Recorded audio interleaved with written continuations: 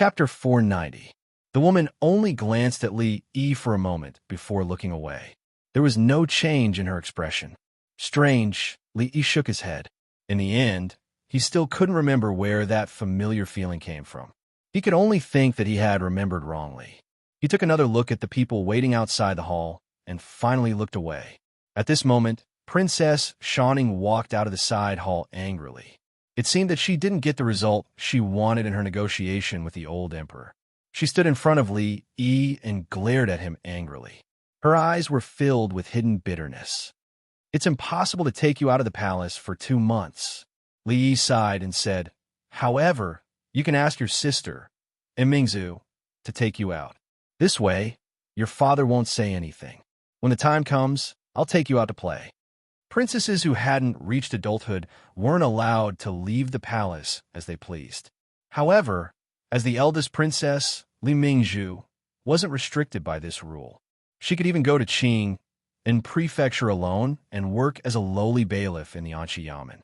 This wasn't the first or second time she'd brought a proud Lolita out of the palace to Li Xian's estate. Princess Changning's little face revealed a satisfied expression. She glanced at Li Yi and walked over to hold Yongning's hand. She said, "Ignore him. Let's go play over there." Li Yi heaved a sigh of relief after finally settling the matter with the little Lolita. At this moment, morning court had just begun. Although it wouldn't last very long because there was still a competition, he, who didn't need to attend court, felt a little bored at this moment. "This is the Li Yi that I told you about." At this moment, Li Xian walked over with a few young people. "So this is County Uncle Li." A rough-looking young man with a face full of stubble beside Li Xian cupped his hands and said, "My grandfather often mentions you in front of me. Today, I finally get to see you in person." Li Xian introduced. "His name is Shui Yong, the eldest grandson of General Shui's family." Looking at Brother Shui's appearance, Li Yi once again felt that it was the right decision to reject old General Shui's kind intentions. According to old General Shui's description, Brother Shui's appearance was similar to his sister's. Brother Shui. Li Yi also cupped his hands. The two of them were now acquainted. Li Xian then introduced the others one by one. They were all descendants of generals, and the candidates for today's competition would be chosen from among them. Regarding Li Xian's social circle, Li Yi felt that it was rather strange. He was the son of a prince and could be considered half a member of the royal family, but he didn't have much of a relationship with the many princes in the imperial court. Instead, he mingled with the descendants of generals. It was obvious that old General Shui and the other old generals seemed to be taking care of him. However, no matter what, among the hundreds of officials in the imperial court, other than the Li family, the ones he was closest to were the families of generals. He warmly exchanged a few words with them. Not long after, he saw Changde and a few gray-clothed men walking over to him. Steward Chang. The descendants of generals all bowed when they saw Changde. There was even a hint of fear in the depths of their eyes, which surprised Li Yi. Changde nodded. When he passed by them, he suddenly reached out to grab Shui Yong's shoulder. Shui Yong's expression changed. He dodged agilely, but his shoulder was still firmly grabbed by Changde. Changde frowned and said, "Have you slacked off again these days?" Shui Yong's expression was bitter. He was about to speak when Changde waved his hand and said, "Prepare well for the competition later. Don't embarrass General Shui." Changde left quickly after saying this. The men in gray quickly spread out on the square in front of the hall. There were also palace guards scattered everywhere, responsible for the security of the venue. Seeing Changde standing nearby, the descendants of generals didn't dare to continue chatting. They dejectedly found a place further away from him. It looked like there were more than 1 or 2 people who disliked Chang. Li Yi slowly walked over. Before he could speak, Changde glanced at him and said, "This old man has never heard of the Sunflower Manual, and I've never said I don't even know what the Bishiasor Manual is. Do you have any more questions?" "Steward Chang, you're a grandmaster, right?" Li Yi asked as he walked over. Changde glanced at him and didn't answer, implying that he was right. Although he had already guessed it, Li Yi was still somewhat astonished after it was confirmed. Even Mississippi Lu hadn't reached that level. so he probably didn't have much hope in this lifetime. However, this didn't stop Li Yi from being curious. Although Rui had also reached this level, she was still young and didn't have much experience. Chanda was different. He had lived for so long and lived in the palace, so he probably knew many things. This made Li Yi's curiosity overflow. He looked at Chanda and asked curiously, "Steward Chang, what's the level above Grandmaster?" The pugilistic world had always tacitly agreed that Grandmasters were the strongest, but didn't they say that martial arts had no limits? Logically speaking, Grandmaster shouldn't be the end. Perhaps the next level was shattering the void and going to another world. For example, Earth in the 21st century? After experiencing the unimaginable thing of transmigration, Li Yi felt that no matter how wild his imagination was, it wouldn't be too much to ask. Chanda glanced at him and said lightly, "Grandmaster is just a title for those who have almost eliminated all their flaws and achieved great success in martial arts. It's not a realm. There's actually no clear division of realms in the pugilistic world. It's just a name forcefully given by others, so it can't be taken seriously. Great success in martial arts without flaws? Then the strength of a grandmaster is about the same." Li Yi mumbled. Chanda shook his head and said, "Of course not. There are also differences between grandmasters. It's just that for these experts who have already jumped out of that shackle, it's not easy to determine the winner unless they fight to the death. Moreover, the level of one's strength is also greatly related to the mental cultivation method and martial arts learned. The better the mental cultivation method, the more powerful the martial arts, and naturally, the stronger the martial arts." Chanda glanced at him and said, "Can those ordinary martial arts and mental cultivation methods compare to the 8 desolation and 6 directions technique, the 18 dragon subduing palms, and the 6 pulse divine sword?" Li's expression changed. He looked at him and asked, "Do these martial arts really exist?" "No." Chanda waved his hand and said, "I'm just using your demigods and semi-devils as an example." Li was a little disappointed. He thought that Mississippi Liu was not knowledgeable enough to have never heard of these powerful martial arts. He didn't expect that Chang was also an old homebody on the outside. He even read such fantasy martial arts novels. However, although martial arts are not as powerful as you think, some martial arts do have the same effect as those divine skills.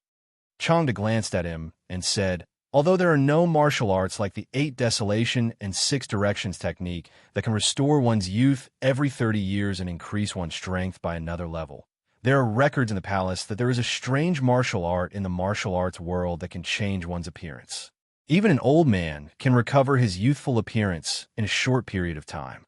However, this is only a superficial martial art and cannot increase one's lifespan in the slightest." Li shook his head and said, "After practicing martial arts, one's body will be healthy and immune to diseases. It can be considered as extending one's lifespan." Chanda looked at him and said, "That's not really extending one's lifespan. It's not that there are no real martial arts that can extend one's lifespan. I've heard of a martial art called the turtle breathing technique.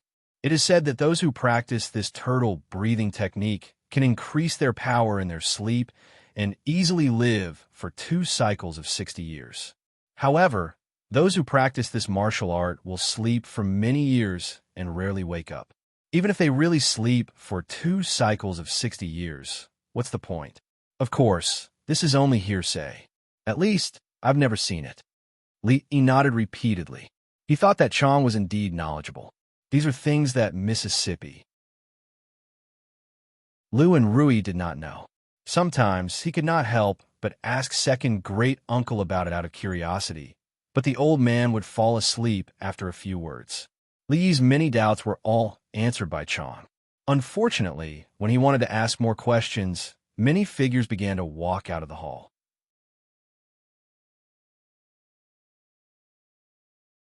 Chapter 491. After the courtiers walked out of the Zhengzheng Hall, they did not return to their respective departments as usual. Instead, they found their seats at the tables on both sides of the square. After they were seated, they laughed and chatted with their colleagues on both sides. Chanda had been waiting at the door when the officials began to leave the court. He silently followed behind Emperor Jing until Emperor Jing took his seat at the head of the table at the front.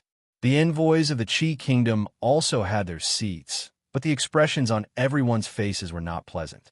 It was supposed to be a very serious and formal competition, but it seemed to have become a performance. The officials of the Jing kingdom sat on both sides to watch, and there were many envoys from other countries among them. It was said that even their families would come in a while. A proper competition had become a group of people to watch. This was undoubtedly a great insult to them. Li had just learned that the Empress and many socialites in the capital would also come here after the charity event.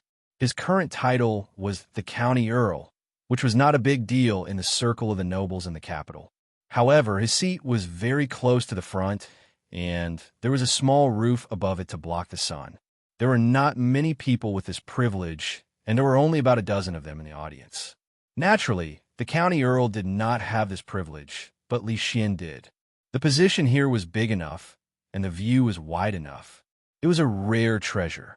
It was not bad to not have to bask in the sun with most people. Li sat there alone and ate 2 pieces of fruit. It was rare that they were iced. Not long after, there was an uproar in the audience. Li looked up and saw dozens of figures rushing out from another direction. Many women walked out from a door of the hall. Countless palace maids came forward to greet them respectfully and led them to their designated seats. Qin here. Li Xian waved to a nearby place and said. The crown prince's wife and Rui walked over hand in hand, whispering something as they walked. Although Rui was also the county countess in name, she was actually the same as him. She was not very familiar with the other nobles in the capital.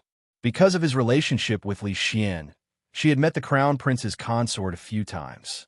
After a while, they gradually became familiar with each other. Li and Li Xian gave them the shady seats in the back and sat in the front. Before the official match, there would always be some important figures who would make some speeches. This process was usually very boring. When he finally got to the beginning of the match, he looked up and found that the one who represented the Jing kingdom was Shui Yong, whom Li Xian had just introduced to him. When he saw the people sent by the Qi kingdom, Li Xian's expression was clearly startled. A woman. He didn't discriminate against women, but not every woman was like Imingzu. For the Qi kingdom to send such a woman to compete with Shui Yong, could it be that they had already given up? Are all these youngsters from the Qi kingdom here to watch the fun? If that was the case, then today's competition wouldn't be so exciting. Although the winner wouldn't be decided in a single match, and there were 3 people on each side, it would be considered as the winner if 2 out of 3 matches were won. However, it wouldn't be so easy to win if one person was killed at the very beginning. When Li saw the familiar woman walking into the field, a hint of surprise appeared on his face. How could it be her? Shui Yong walked into the field, laughed, and said, "Ha! Is there no one else in the Qi kingdom? You've actually sent a woman here." Shui Yong, don't want to bully a woman. You better send someone else here as soon as possible. A burst of laughter broke out in the surroundings. The courtiers of the Jing kingdom were naturally happy to see the Qi kingdom make a fool of themselves. How arrogant. You'll talk after you win. An ambassador of the Qi kingdom snorted coldly and said.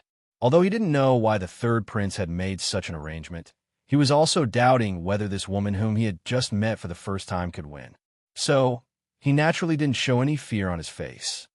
Is Shui Yong very powerful? He tilted his head and looked at Li Xian as he asked. Of course. Li Xian said without hesitation. Shui Yong was trained by old General Shui. When he was young, he was the best fighter among all the children of the general's family. Moreover, he often received guidance from Steward Chong. It's impossible for him to lose to a mere woman. Can he win that person? Li looked to the front and gestured to him. Seeing Mingzu standing there, Li Xian was stunned and said, Mingzu? She can't be counted, that means he can't win. According to people's common sense, women were born to be in a weaker position when it came to such matters. However, this didn't mean that there were heroines like Princess Imingzu and Mississippi Lu who could put countless men to shame. Li felt that there was something strange about this woman. The people of the Qi kingdom weren't stupid. It wouldn't be easy for Shui Yong to win. Since that's the case, excuse me, young lady. With so many people watching the competition between countries, Shui Yong didn't really walk up to the woman in a gentlemanly spirit. However, he still looked down on the woman. He didn't choose a weapon. When he walked up to the woman and saw that she didn't move at all, he couldn't help but stop and ask, "Are you going to compete or not?" The woman finally looked up at him and said, "Are you ready?" "Of course, but you," Shui Yong said, feeling somewhat baffled. "Okay." However, before he could finish his sentence, he felt a flash in front of him and the woman's figure disappeared in front of him. Subsequently, he felt a pain in his neck. After a moment of blackness, he completely lost consciousness. Plop! Shui Yong fell to the ground. The competition was over. Someone had just picked up a piece of fruit. Before he could put it in his mouth, his wrist shook and it fell to the ground. Li Xian was even more stunned on the spot. An instant kill. Shui Yong was actually defeated in an instant. Didn't that mean that the woman, who looked younger than Shui Yong, was much more powerful than him? While he was also shocked, Rui walked up and said, "Husband, don't you feel that this woman looks a little familiar?" Since even Rui said so, it seemed like they did have some sort of interaction before. Li Yi frowned. When he was thinking hard, there was an uproar on both sides because of what had happened just now. How could this happen? Even Shui Yong lost. Who else among the younger generation can go up? Look at the scene just now. Alas, the gap is too big. The gap is too big. What should we do now? Is the Qi Kingdom really going to win this round? It was unexpected that such an ordinary-looking woman could be so powerful. Although there were still 2 more rounds, if no one among the younger generation could defeat her, the result would be the same even if there were 10 or 100 more rounds. Shui Yong was quickly carried away by 2 guards. After the imperial physician examined him, he looked at old General Shui and said, "It's okay. He just fainted. He'll wake up in a while." Old General Shui's expression softened a little. Emperor Jing looked at the young woman in the field, and a trace of surprise appeared in his eyes. Even he knew that in the competition between the younger generation, there was not much difference in strength. As an outstanding disciple of the family of generals, Shui Yong was already very powerful, but even he was not a match for the woman from the Qi Kingdom. In the next 2 rounds, no matter who was sent up, wouldn't they lose? Behind him, Chanda frowned. When he looked at the woman, his eyes flashed and a thoughtful expression appeared on his face. "Father, let me go up for the next round." At this moment, a sweet voice suddenly came from his side.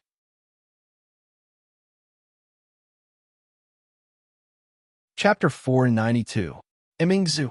Emperor Jing turned his head and saw Mingzu coming out from the side. He frowned and said, "You can't do that." She was the princess royal of a kingdom. How could she compete with others in front of all the officials, dignitaries, and envoys of other kingdoms? Moreover, the strength shown by the young woman made Emperor Jing a little worried. Are there any young masters in the palace who could defeat that woman? Emperor Jing looked at Changda and asked. Since even Shui Yong had been defeated, Emperor Jing naturally would not pin his hope on the other sons of the generals. If the other side easily won the 3 matches with only one person, the Jing kingdom would lose face. Changda glanced at the woman in bewilderment and said, "Your Majesty, this woman was able to defeat Shui Yong so easily. Presumably her martial arts have already reached perfection. I am afraid the young experts of the palace do not have much chance of winning." He looked in a certain direction and saw that Li Yi and the woman were talking in a low voice. In the end, he did not say the almost perfect method. If she was willing to fight, there would be no suspense in today's match. But she was not a master recruited by the palace. She was the wife of the County Earl of Chong, and she was already a wife. How could she appear in public on such an occasion? Even if she really won, how could she stop the gossip in the capital? Even if he told this matter to His Majesty, he was afraid that he would not be able to get past Li Yi. Although the title of County Earl was nothing to him, Changda had never looked at him with that title. He even dared to beat the king of Shu. When this County Earl went crazy, even a Grandmaster would be afraid. The Daki Kingdom has won 1 match. Your Majesty, who will you send to challenge the second match? The envoy of the Qi Kingdom finally regained some face. He praised the 3rd prince's wisdom in his heart and his tone was naturally a little proud. The officials finally felt the feeling of being humiliated by the people of the Qi Kingdom. They cursed in their hearts. Where did the people of the Qi Kingdom find such powerful people? A young woman defeated the child of the Shui family. This was not easy to get past. Please enlighten me. Along with a clear and melodious voice, a white figure flashed, and then another figure had appeared in front of the woman from the Qi Kingdom. After seeing the figure clearly, many people first rubbed their eyes in disbelief, then cried out in surprise. "Your Highness, absolutely not. Absolutely not. Her Royal Highness is of noble birth.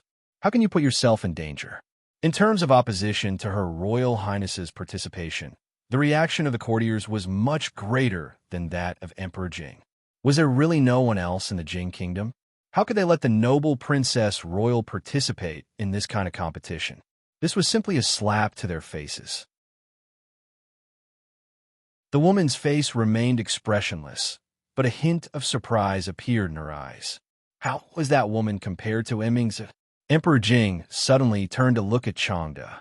Not as good as her, Changde answered honestly. Excluding the Princess Royal, it was difficult to find anyone in the younger generation who could compete with that woman. However, the Princess Royal and that Mississippi Lou were the weirdest of the weirdest. Not only were they gifted, but they were also taught by famous teachers since they were young.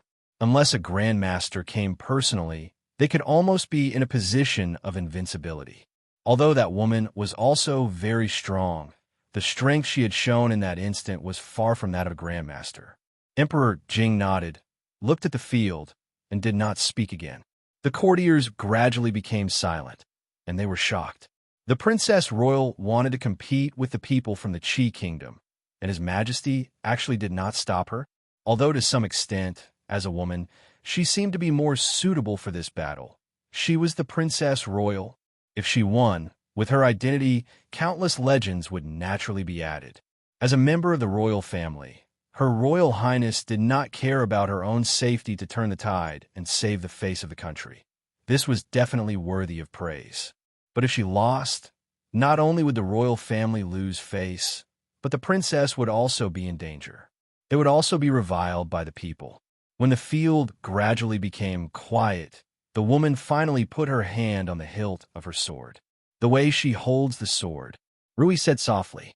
Li asked curiously, "What's wrong?" "It's very strange." Rui withdrew her gaze and said, "From the way she holds the sword, it can be seen that she does not usually use the sword. In this kind of competition, she is not using the weapon she is good at. She should be hiding it." At the same time, beside Emperor Jing, Changde's face also showed a puzzled expression. He murmured, "Why is that?" In the next moment, the sound of two swords came from the field. Whether it was the courtiers or the women beside them, they rarely saw such a battle, especially when one of the people in the field was the Princess Royal. This kind of opportunity was not often seen. When they saw the Princess Royal's fierce moves and clearly had the upper hand, they finally relaxed and even showed an expression of interest. "Emingzu is still the best," Li Xian said with a smile. Li Yi nodded. Even Mississippi Lou admitted that Her Royal Highness's martial arts were not bad, which meant that she was very, very powerful. If she was ranked on the heaven list, she would probably be in the top 5. Even if the woman lost, it would not be an injustice. This woman is not simple. In fact, the princess did not have the upper hand. Rui looked at the two figures in the field and said, "Ah." Li Yi turned his head and looked at her with some confusion. The woman was obviously being suppressed by Her Royal Highness. Even he could see that, so how could Rui be wrong? At this time, Li Yi did not notice that not far away, Changde's expression was already a little ugly. Although she has been retreating, there is no flaw at all. She did not fight back. Rui looked at the woman from the Qi Kingdom in surprise and said, "No, she is looking for the princess flaw. The princess is going to lose." As soon as Rui's voice fell, Changde's expression changed greatly. In the field, although Mingzhu's sword moves were still extremely sharp, at a certain moment, the woman suddenly stopped defending and seemed to casually stab with her sword. That sword passed through the layers of Mingzhu's sword shadows and went straight for her chest. More importantly, Mingzhu had always been displaying fierce attacks. At this time, her body rushed forward due to inertia and directly collided with the tip of the sword. Emperor Jing's expression changed, and there were countless exclamations in the field. A shadow flashed, and Chanda's figure had already disappeared. However, because he was too far away, he could not stop it in time. Li Yi and Li Xian's expressions changed at the same time. A white jade wine cup on the table was already in Rui's hand. When she raised her arms slightly, she paused for a moment, and a trace of surprise appeared on her face. In the field, Mingzhu, who was about to be stabbed by the sword, turned her toes slightly. After drawing an arc on the ground, her body suddenly moved to the side in a strange way. At the same time, the sword momentum did not decrease and went straight for the woman's throat. Changda's figure appeared in the field. When he saw this scene, his expression was also extremely shocked. Just now, when the woman was fighting with the princess, he realized that he had underestimated her. Even when she was fighting with Shui Yong, she did not use her full strength. Like the princess, her real strength should be extremely close to that of a grandmaster or even surpass the princess. This was because when the two of them were fighting, the princess was the first to reveal a flaw. However, Changda did not expect Her Royal Highness to be able to pull off such a beautiful reversal under such circumstances. Although he did not know how she managed to evade the attack, the scene just now was a classic even for a grandmaster. How could it be? Rui looked at Li Yi and said softly, "How does the princess know Tai Chi?"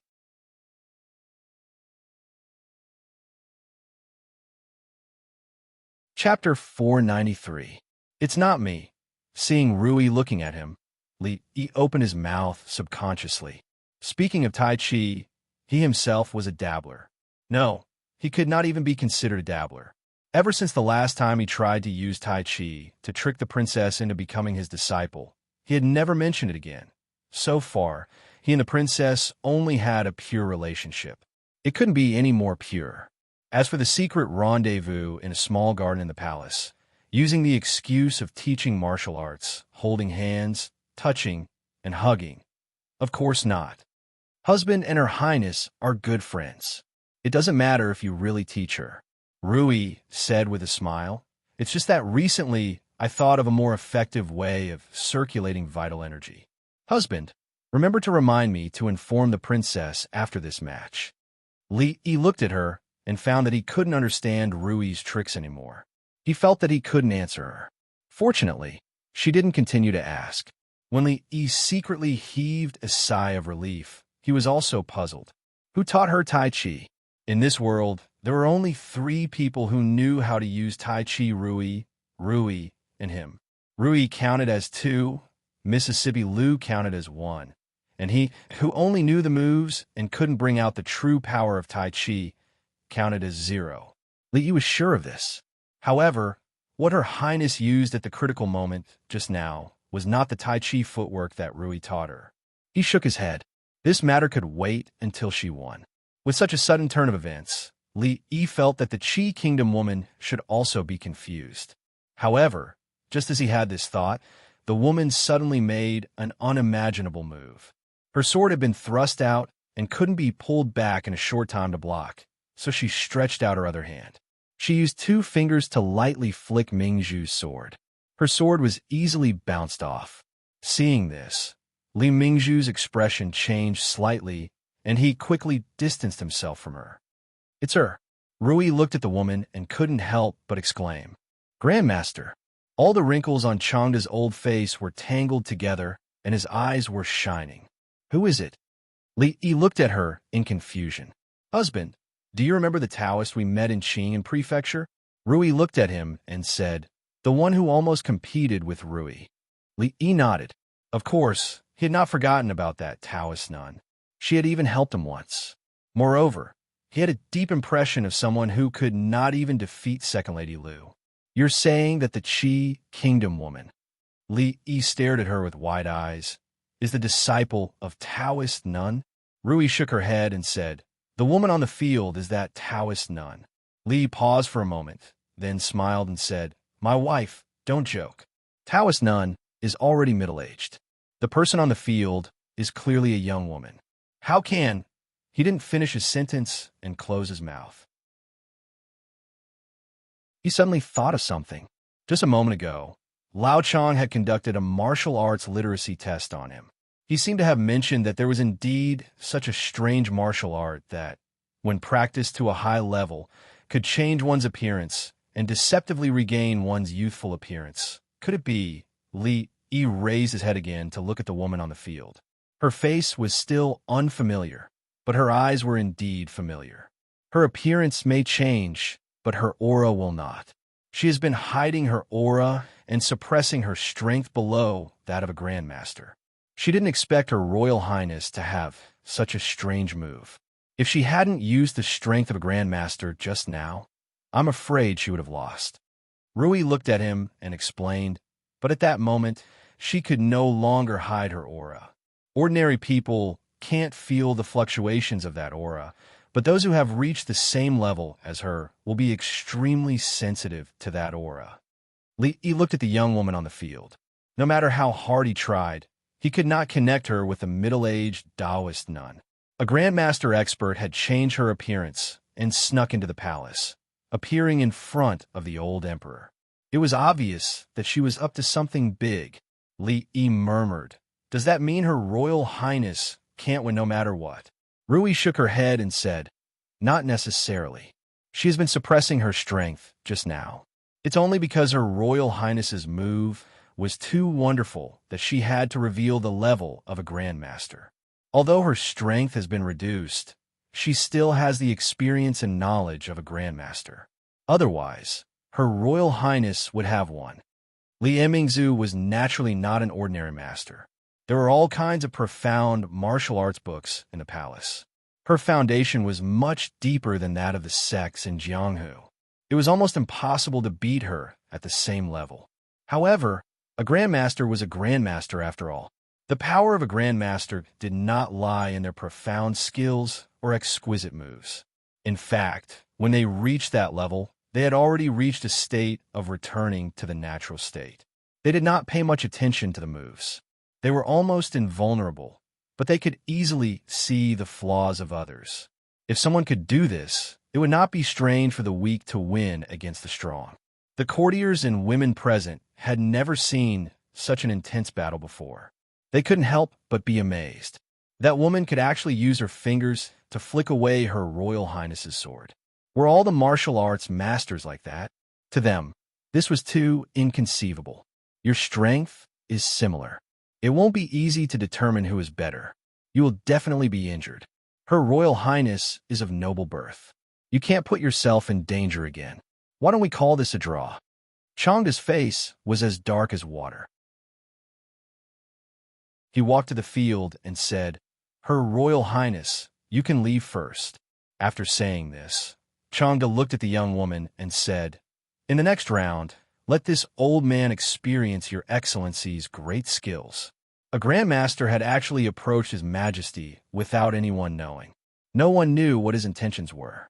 If this matter was investigated, it was unknown how many people in the palace would be beheaded. Changda looked at the envoy of the Qi kingdom coldly, but he could not directly point it out. He was well aware of how terrifying a grandmaster was. However, His Majesty, all the courtiers, the nobles of the capital, and their families were all here. Even if the palace masters could make this grandmaster stay here forever, it was unknown how many people would be able to stand in the imperial court tomorrow. Seeing Changda walk to the field, the officials were all stunned. They did not know what was wrong with Chief Chang. This was a competition between young people. Why was an old man like him joining in? Even Jing Emperor's face showed surprise, but he did not say anything to stop him. Many people were very happy to see this scene, but the envoy of the Qi kingdom naturally did not agree to it. The old man in front of them had always been by the side of the emperor of the Jing kingdom. He must be a powerful character. How could they allow him to break the rules and ruin their grand plan? Before the competition, there was a rule that both countries could only send young talents. The rules cannot be changed. Are you going back on your word? One of the envoy of the Qi kingdom immediately stood up and looked at Changda as he asked, "May I ask how old your excellency is?" Changda's face was gloomy. He looked at the envoy coldly and said, "Ever since I came out of my mother's womb, I've had this face. I'm 28 years old now." There was a moment of silence in the field.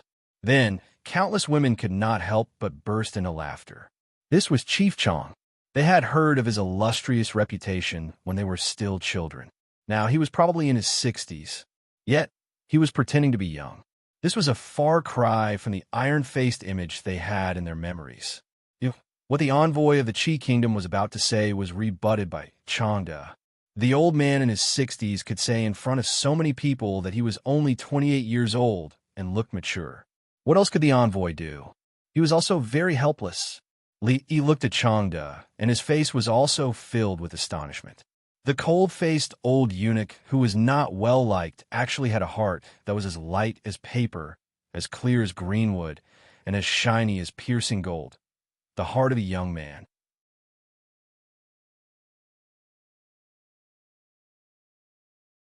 Chapter 494. Chief Chang, please step back. We haven't decided the winner yet. Mingzu walked up and looked at the young woman. Her eyes were filled with the desire to fight. "Princess, you mustn't," Changda said without hesitation. It was a fact that no one in the younger generation could surpass Her Royal Highness. However, even she did not know what kind of realm her opponent had reached. Anyone below the Great Master level was an ant. This was simply a competition with no chance of winning.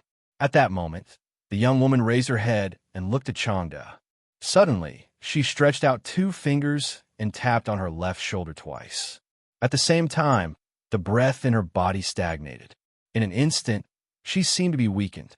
Changda's expression changed, and his eyes narrowed. She did not know where this Grandmaster came from, but he had actually sealed 2 of her important acupoints. These acupoints were special, and she could only seal them, not unseal them. She would need at least an hour to regain her Grandmaster strength. He didn't expect her to do this. Could it be that she didn't have any ulterior motives? The woman threw the sword in her hand aside and said, "Since it's a duel, there's no need to use weapons." Changda thought for a moment. After a while, he stepped aside and didn't say anything else. Within an hour, this woman would no longer be able to exert the strength of a Grandmaster. Her strength was similar to that of the princess. Although her true strength couldn't be measured by common sense, the princess was no ordinary person. This was an opportunity for the princess. More importantly, under the watchful eyes of the public, the officials of the court, the dignitaries of the capital, and the envoys of other countries, the Jing kingdom had no place to retreat. The woman looked at Mingzu with a hint of admiration in her eyes. She gestured with her hand. Mingzu's expression was solemn. The scene just now was still fresh in her mind. If it was her, she wouldn't have been able to break her move. However, her opponent was able to do it so easily. If she hadn't used the secret books in the palace to trade with the second daughter of the Liu family, she would have lost long ago. Why aren't they using their swords? Li looked at the 2 people who were fighting again and asked Rui, in confusion, who has the upper hand now? Li Xian and the Crown Prince's consort also looked at Rui. Without her explanation, they realized that they couldn't understand what was happening on the stage. It's hard to say. Rui looked at the 2 people on the field and said, "Their strengths are about the same.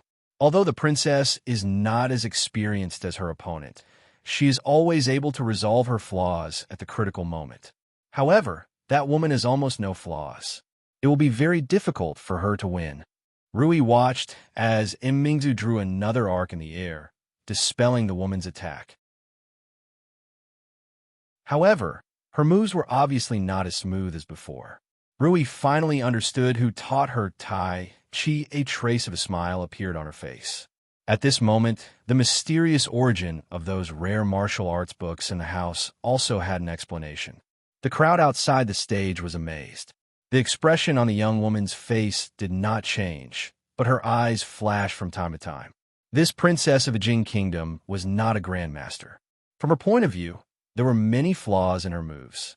However, at the critical moment, she would use a strange kind of martial arts, which made it impossible for her to grasp the flaws and defeat her. It was extremely strange. It subverted common sense and was very different from the mainstream martial arts. Even though she had seen many magical martial arts, she had never encountered such a situation. This made it difficult for her to defeat her when her vital energy was suppressed. Compared to the woman, Mingzhu's expression was also very calm. However, as time passed, she began to feel anxious. There were no flaws. She couldn't find a single flaw in this woman at all. On the other hand, if she revealed the slightest flaw, she would be pursued relentlessly by her opponent. Under the circumstances that their strengths were similar, this was simply the most stifling battle she had ever experienced. Although Lu Rui was also very strong, they had fought back and forth, so they had a 50-50 chance of winning or losing.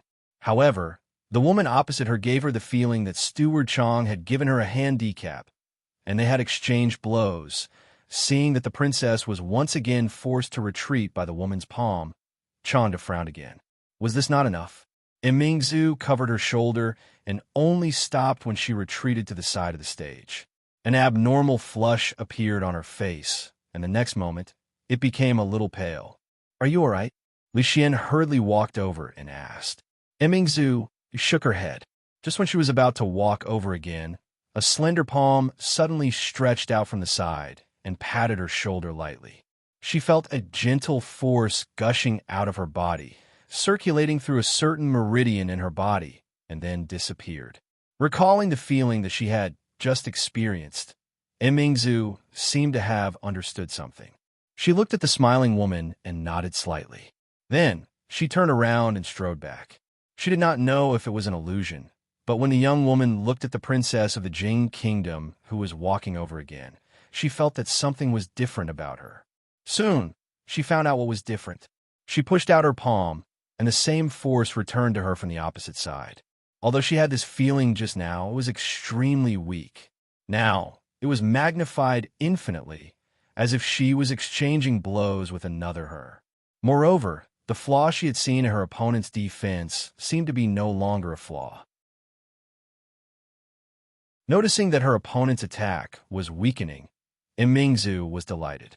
What she had felt just now was indeed a brand new way of circulating vital energy. When Tai Chi was displayed in this way, its power was more than doubled. The princess has won. While Li Yi was watching in a daze, he suddenly heard Rui say something. What? As soon as he asked this, he saw the woman's body fly backward uncontrollably and hit a table behind her, causing several womenfolk to cry out in surprise. The young woman steadied herself and walked over with a calm expression. She looked at Mingzhu and asked, "What kind of kung fu is this?" "Tai Chi." Mingzhu looked at her and said, "Not bad," she said, then turned around and walked out of the court. After seeing the old man beside Emperor Jing and the experts in the palace, she clearly realized that she had no chance in the palace. She had never cared about winning or losing this battle. However, she did not expect that she could not defeat the princess of the Jing Kingdom, even after suppressing her strength below that of a supreme master. The palace was indeed extraordinary. This made her realize more things. Seeing that the woman had retreated out of the court, one of the ambassadors from the Qi Kingdom immediately stood up and asked, "What's going on?" The woman looked at the leader of the ambassadors. The blue-robed ambassador immediately said, "We have lost this round." How could it be so easy? Before the ambassador who had spoken first had time to refute, the blue-robed ambassador waved his hand and said, "That's enough. What's the point of continuing?" He looked at the young man beside him. Before he could speak, the young man shook his head and said, "No, I'm no match for her. It's useless. We will lose the third round sooner or later. It's better for you to admit defeat, you." Apart from the blue-robed ambassador, the other ambassadors from the Qi Kingdom all looked furious. Was this the third prince's arrangement?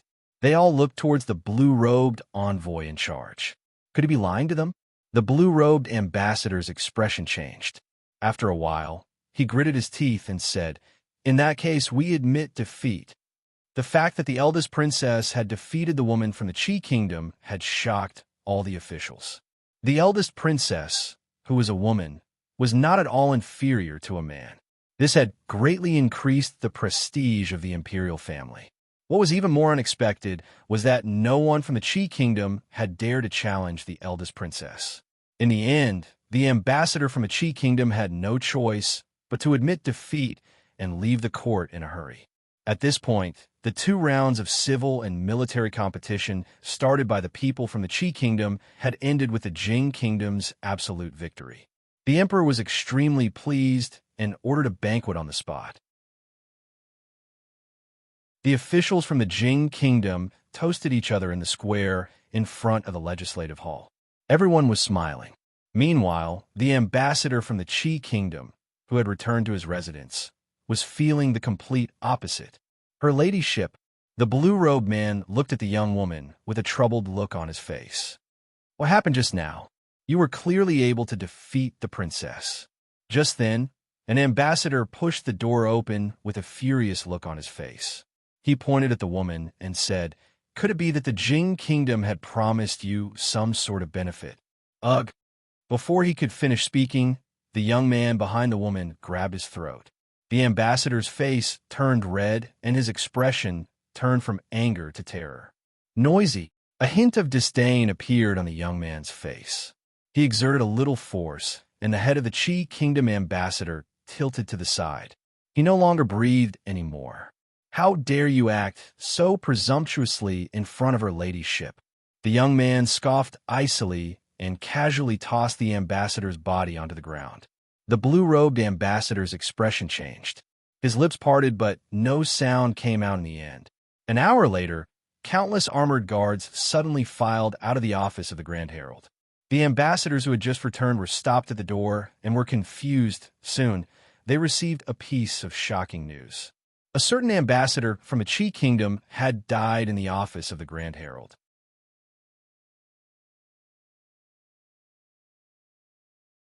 Chapter 495. In front of the Hall of Politics, people were singing and dancing. The dancers and musicians of the palace were performing in the square in front of the hall to liven things up. The officials were laughing and chatting, and the women were gathered in groups of 3 to 5, discussing topics exclusive to them. Princess Royal Highness was very busy now. She was busy accepting the praise of the officials in turn. She couldn't show any impatience on her face. Li wanted to ask her what Tai Chi was all about. Stealing was a taboo in the martial arts world. No matter what, she had to compensate a few thousand taels of silver. There were many women gathered around the crown princess and Rui. Even Li Yi and Li Xian were squeezed out of the tent. In all of Jingdo, the most popular women among the madams and daughters of the nobles were these 2. As the monopoly of perfume, Princess Royal Highness worked hard and sat in the palace to collect money, but she didn't care about these things.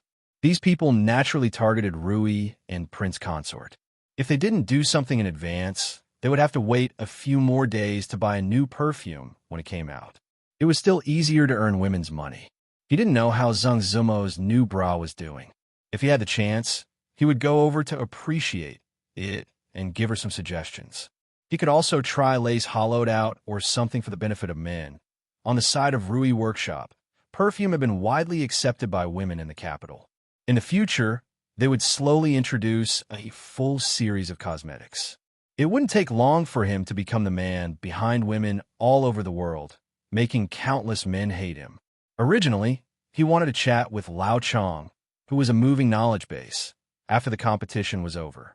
However, he was just absent-minded for a while, and no one knew where he was. Several men in gray took his place and stood behind Jing Emperor. While feeling regret in his heart, he suddenly noticed that there seemed to be a gaze in front of him. Li Yi turned his head and saw a beautiful woman in a palace dress sitting below Emperor Jing, looking at him coldly. When the woman saw him looking over, a trace of resentment appeared in her eyes, and then she slowly withdrew her gaze.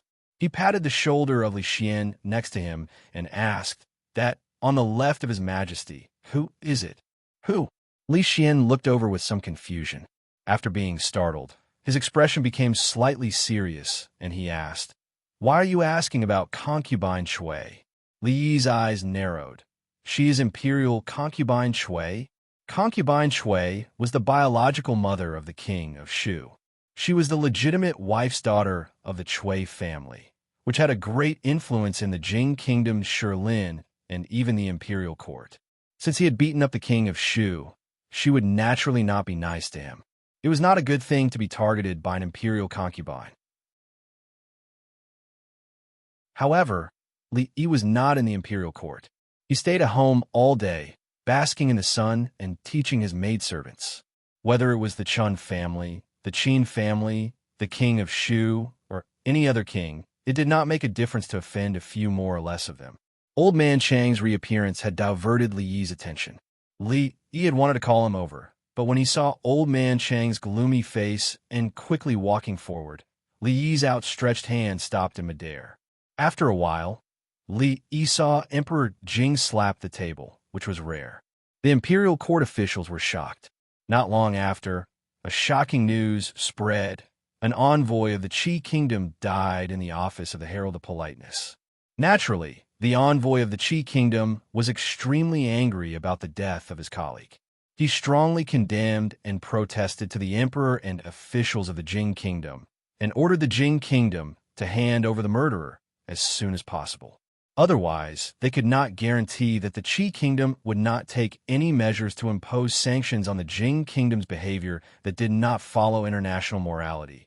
It was said that after the emperor heard about this, he was very angry. He ordered the Ministry of Justice and the Supreme Court to jointly take charge of this case and solve it within a time limit.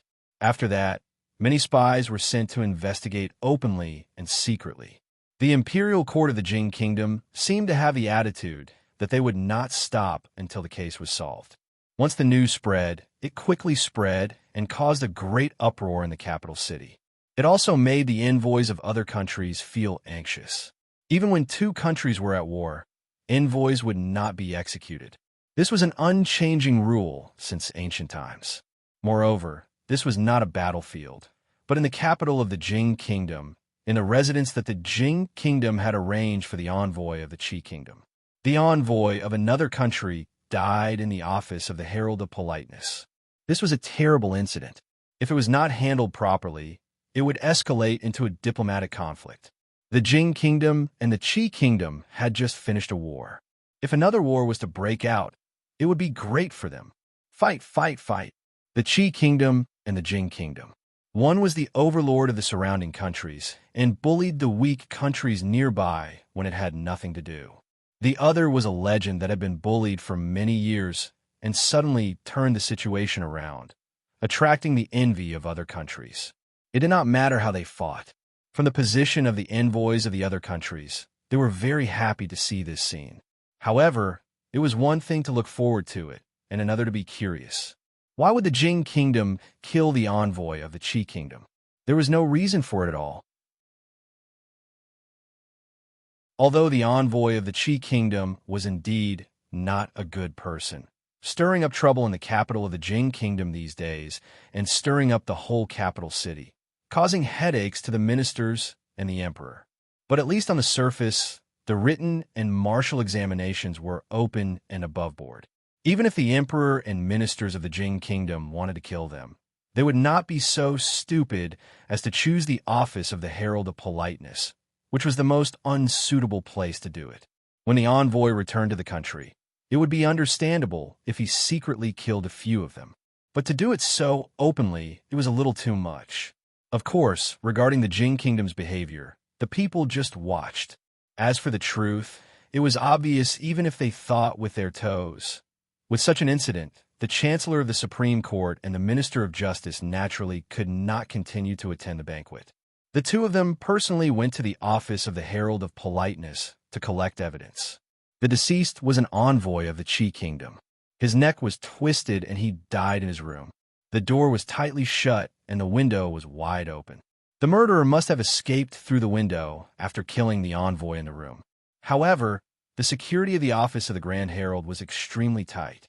Sneaking in was as difficult as ascending to heaven, not to mention escaping after killing the envoy of Qi kingdom. Other than the corpse in the room, there was not a single clue.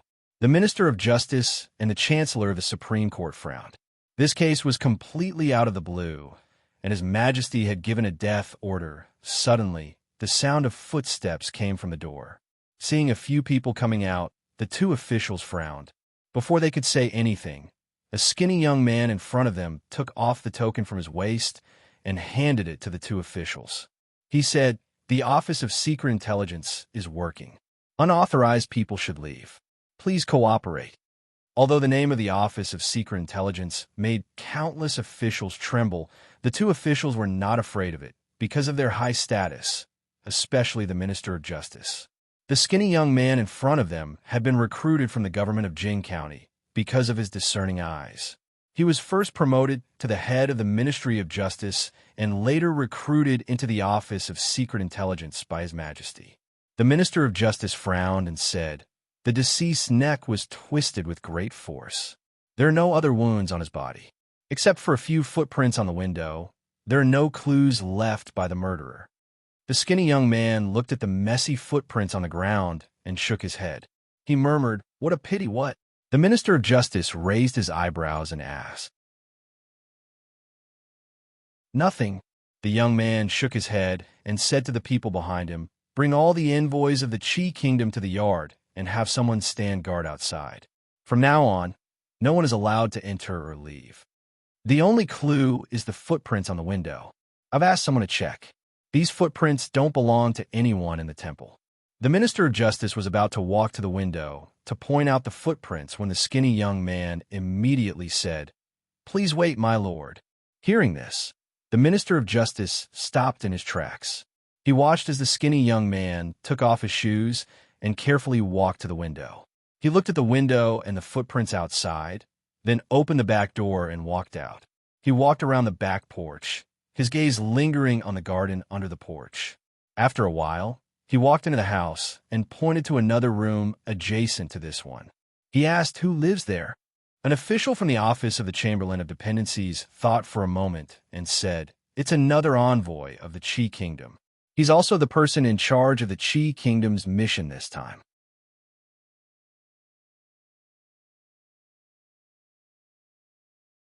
Chapter 496. A murder had occurred in the Office of the Chamberlain of Dependencies, and it involved the death of an envoy from the Qi Kingdom. This was a serious matter, and all unrelated personnel, including the envoys of the various countries, were barred from entering the building. Aside from the personnel handling the case, no one was allowed to enter or leave. They could only poke their heads out and peek into the building from afar.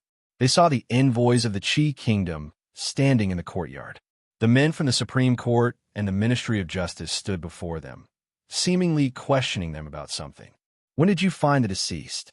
Who was the one who found him?"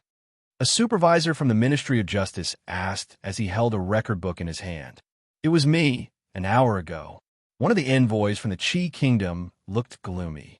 He gritted his teeth and said, "After leaving the palace, Lord Han was in a bad mood because he had lost the competition. He shut himself in his room and did not come out even when it was time to eat. When I went to his room to call for him, there was no response for a long time. So I had the men from the Office of the Chamberlain of Dependencies break open the door and found that Lord Han had been murdered." After he said this, he could no longer keep his calm. He said fiercely, "I don't care who killed Lord Han. 3 days. Within 3 days, the Jing Kingdom must hand over the murderer. Otherwise, we will immediately return to our country. The Qi Kingdom will wash away Lord Han's injustice with blood sooner or later."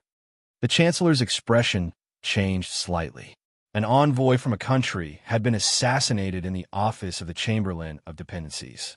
This was an extremely serious matter. If the envoy from the Jing Kingdom had died in the Qi Kingdom, not only His Majesty and the officials, but also the people of the Jing Kingdom would not let the matter rest. This time, they were really in trouble. Lord Gu and Lord Han were close friends. I was a little agitated just now. Please forgive me. The envoy in blue from the Qi Kingdom looked sorrowful. After saying this, his tone changed as he looked at the Chancellor of the Supreme Court and said, "However, the Jing Kingdom must give us an explanation for this matter. Otherwise, this explanation will have to be demanded by us personally. Not even your third prince has the right to say such words." A sinister voice rang out from behind the crowd. Chang strode out from the door and asked, "Where is the woman who participated in the competition in the palace?" The blue-robed envoy's expression changed slightly upon hearing this. "The envoy of our Qi kingdom has died in your Jing kingdom. Why don't we have the right to speak up?" At this moment, Lord Gu took a step forward and asked angrily, "I'll ask you one last time. Where is the woman who participated in the competition in the imperial palace?" Changde glanced at him indifferently, and his tone became cold. Ambassador Gu shuddered and stared at Changde, unable to utter a single word. The rest of the envoys all looked at the leader in blue. He was the one who had been in contact with the two of them. Speaking of which, it was strange. Why weren't they here when such a big thing had happened? "Let's go," the envoy in blue said calmly. "They are but the young talents of our Qi kingdom. They are acting on the orders of the third prince and are not part of the envoy. Naturally, they could not stay in the office of the Chamberlain of Dependencies for long. They left after returning from the palace." Left? Chang, his expression darkened.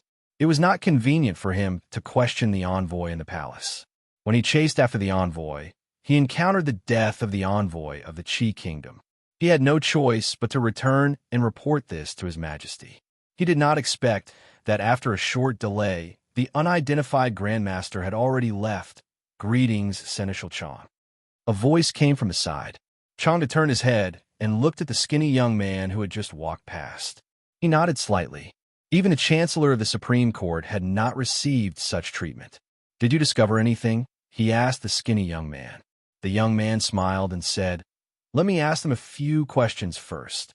He walked up to the envoys of the Qi kingdom and asked, "Where were all of you from the moment you returned to the office of the Chamberlain of Dependencies to the moment you discovered Lord Han's death?" "After returning here, of course, we all returned to our rooms," one of the envoys immediately replied. "Everyone was in their rooms?" the young man asked again. "Everyone," the envoy replied after some thought. They had lost both the written and military examinations.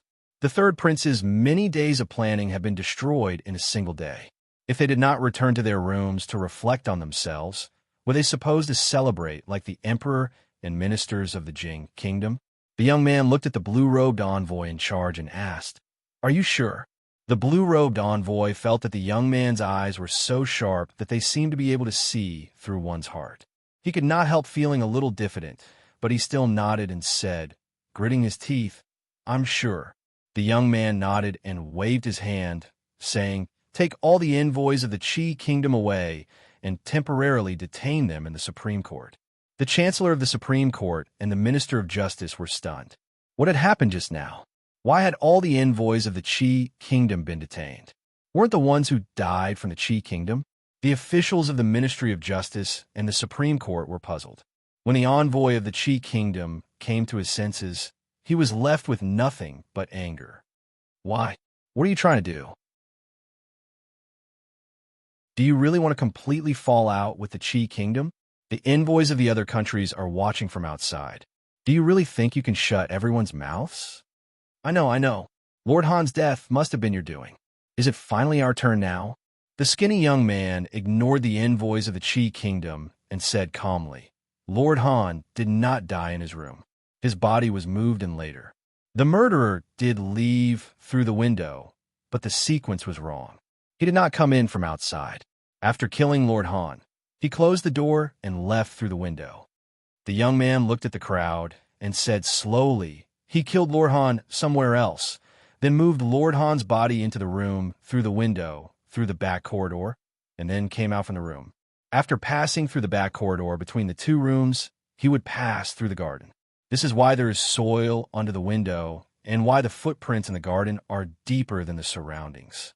If all of you are in your own rooms, then it is obvious that one of you is the murderer who killed Lord Han. I will explain the specific details to all of you when we arrive at the Supreme Court." He waved his hand and said, "Take them all away." When the young man finished speaking, the expression of the envoy in blue finally changed slightly. The young man glanced at him and strode outside. Watching the men of the intelligence office take away all the envoys of the Qi kingdom, The Chancellor of the Supreme Court looked at the Minister of Justice speechlessly. "Don't look at me. I don't know anything." The Minister of Justice shook his head and said, "It's no wonder His Majesty would promote him so much. I've been handling cases all my life, and I've never seen such a genius. This person was born to solve cases." When the envoys waiting outside the office of the Grand Herald saw the investigators from the Jing Kingdom coming out so quickly, they hurriedly made way for them. When they saw all the envoys of the Qi Kingdom being taken away, the expressions on their faces became somewhat indescribable. Was it not enough to kill one? Were they planning to kill all the envoys of the Qi Kingdom in one fell swoop? How were they going to shut everyone's mouths after today? How are they going to face the accusations of other countries? Killing envoys. Was the Jing Kingdom not afraid of becoming the target of public criticism? Even the most powerful Qi Kingdom would not dare to do such a thing, would it? Even if they were to kill all the envoys of the Qi Kingdom, there was still them. The Jing Kingdom's actions this time had really left everyone dumbfounded. They had risked universal condemnation. They had to report this matter to their own countries and expose the evil deeds of the Jing Kingdom to the world. If they wanted to deceive the world, they would have to kill everyone who knew about this. But was that even possible? As the envoys were thinking about this, they suddenly felt that something was not quite right.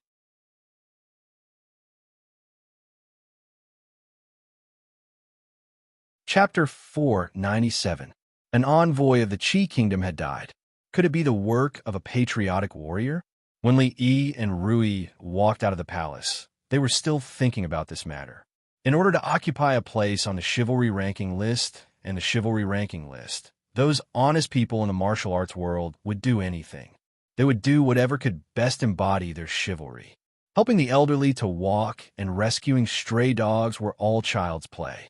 If they wanted to do something, they would do something big. Therefore, the grandson of Prime Minister Qin, the first foppish playboy in the capital city, young Duke Qin, was still lying in bed.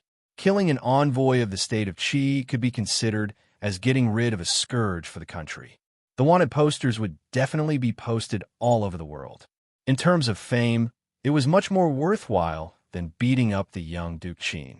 When they walked to the palace gate, they met Changde. Besides him, there was another person who surprised Li Yi. "Lu Yizhong pays his respects to you, Your Excellency." Looking at the young man who bowed to him, Li Yi asked in surprise, "Why are you here?" Li Yi actually admired this former subordinate very much. Back when he was in Qing and Prefecture, he had taught him many things about interrogation and investigation, such as record of redress of injustice, judge of the Great Song Dynasty, young Justice Bao, and the strange case of Shigong. He had taught him many classic cases. It was a pity that the person this guy admired the most was Detective Conan. Fortunately, people like Song Si, Bao Zheng, and Di Renjia did not exist in this world. Otherwise, they might join hands to strangle this guy who worshiped foreign things. Of course, the purpose of all this was so that he could be lazy to cultivate talents for the country.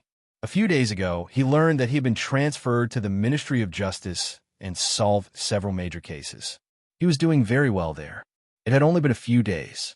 How did he get involved with Chang again? "Your Excellency, His Majesty summoned me," Lu Yizhong said quickly. "I'm not Your Excellency now." Li Yi smiled and patted his shoulders, saying, "Do a good job. His Majesty will not mistreat you." Although Li Yi behaved casually, Lu Yizhong did not relax. He said seriously, "Your Excellency's teachings, I will always remember them. All right, go quickly. Don't let His Majesty wait too long." Li Yi waved his hand and gestured to Changde. Then, he walked out of the palace gate with Rui. In the blink of an eye, it was the double 7th festival of the year. The guards in the residence had been building a high platform in the courtyard since yesterday. Today, he promised Xiao Huan that he would draw a poem on her sky lamp, so he had to go back early. The appointment with the old emperor was set after Chinese Valentine's Day. On the second day after Chinese Valentine's Day, Li Yi would be able to fetch Yong Ning from the palace. Everything in the residence had been prepared. Changde looked at Li Yi's departing figure with a profound gaze. Then, he looked at Lu Yi beside him. A trace of emotion appeared on his aged face. What kind of ability did this ordinary-looking young man in front of him have? Even he would not underestimate him. When he thought of what happened in the Supreme Court, he still found it hard to believe. He didn't use any punishment.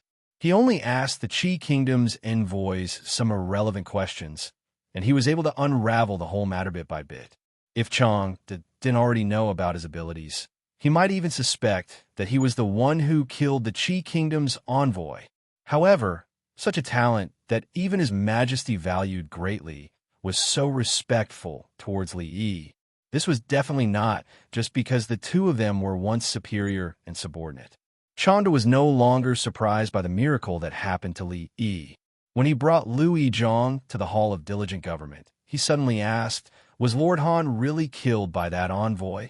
Although the envoy in charge had just confessed to his crimes, Chanda did not think that the personal enmity between the two was enough to make him kill someone out of anger.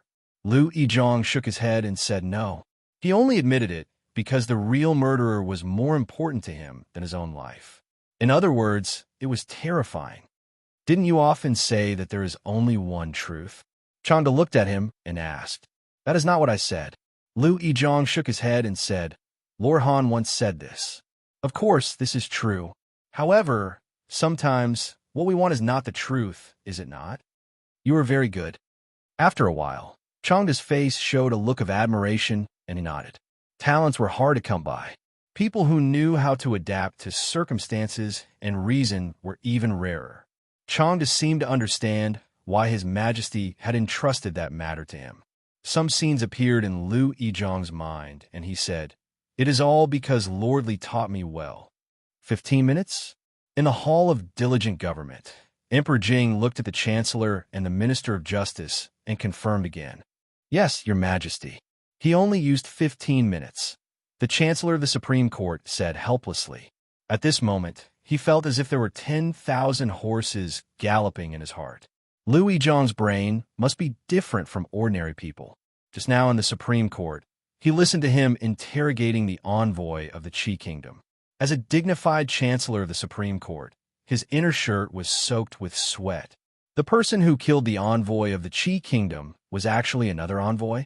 If this case was handed over to the Supreme Court, it would probably never be solved. Let the people of the Qi Kingdom handle this matter themselves. Emperor Jing waved his hand.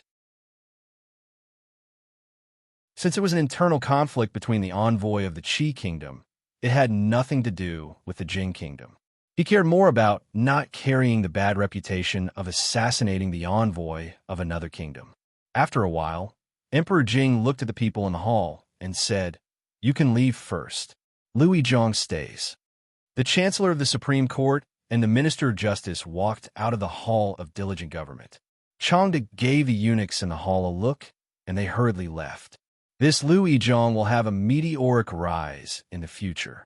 The Chancellor of the Supreme Court walked down the steps in front of the hall and said with a sigh, His future is limitless.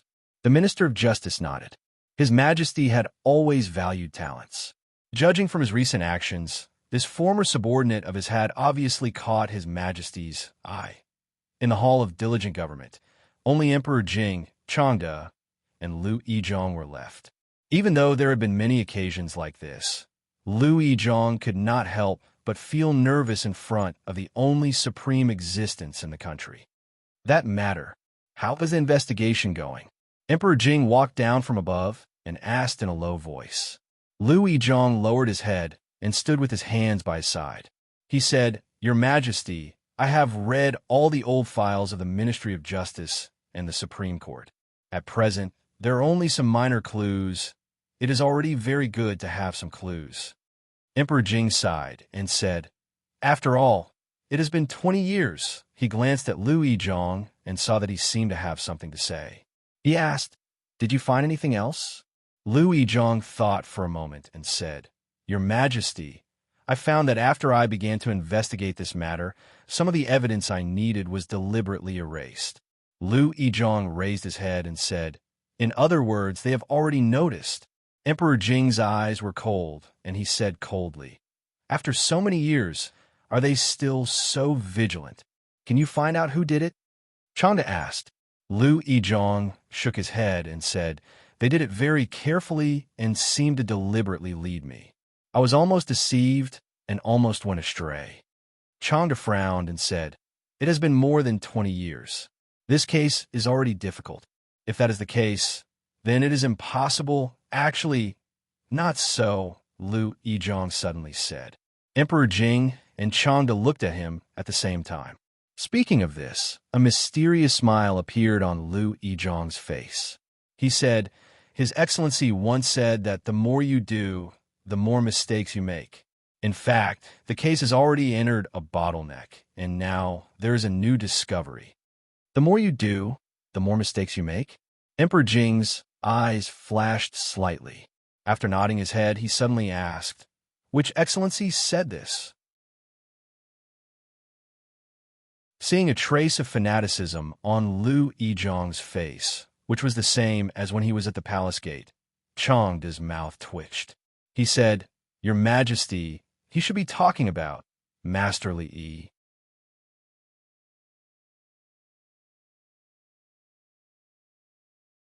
Chapter 498. On the 7th day of the 7th month, after the third prince of the Qi kingdom left the capital city, the rest of the envoys of the Qi kingdom who stayed in the Jing kingdom soon set foot on their way back. The invisible confrontation between the two countries still ended in the crushing defeat of the Qi kingdom. The Qi kingdom lost the war, lost both the civil and military examinations, and even lost one of their envoys to the internal strife. It could be said that the envoys of the Jing kingdom had lost all their face this time.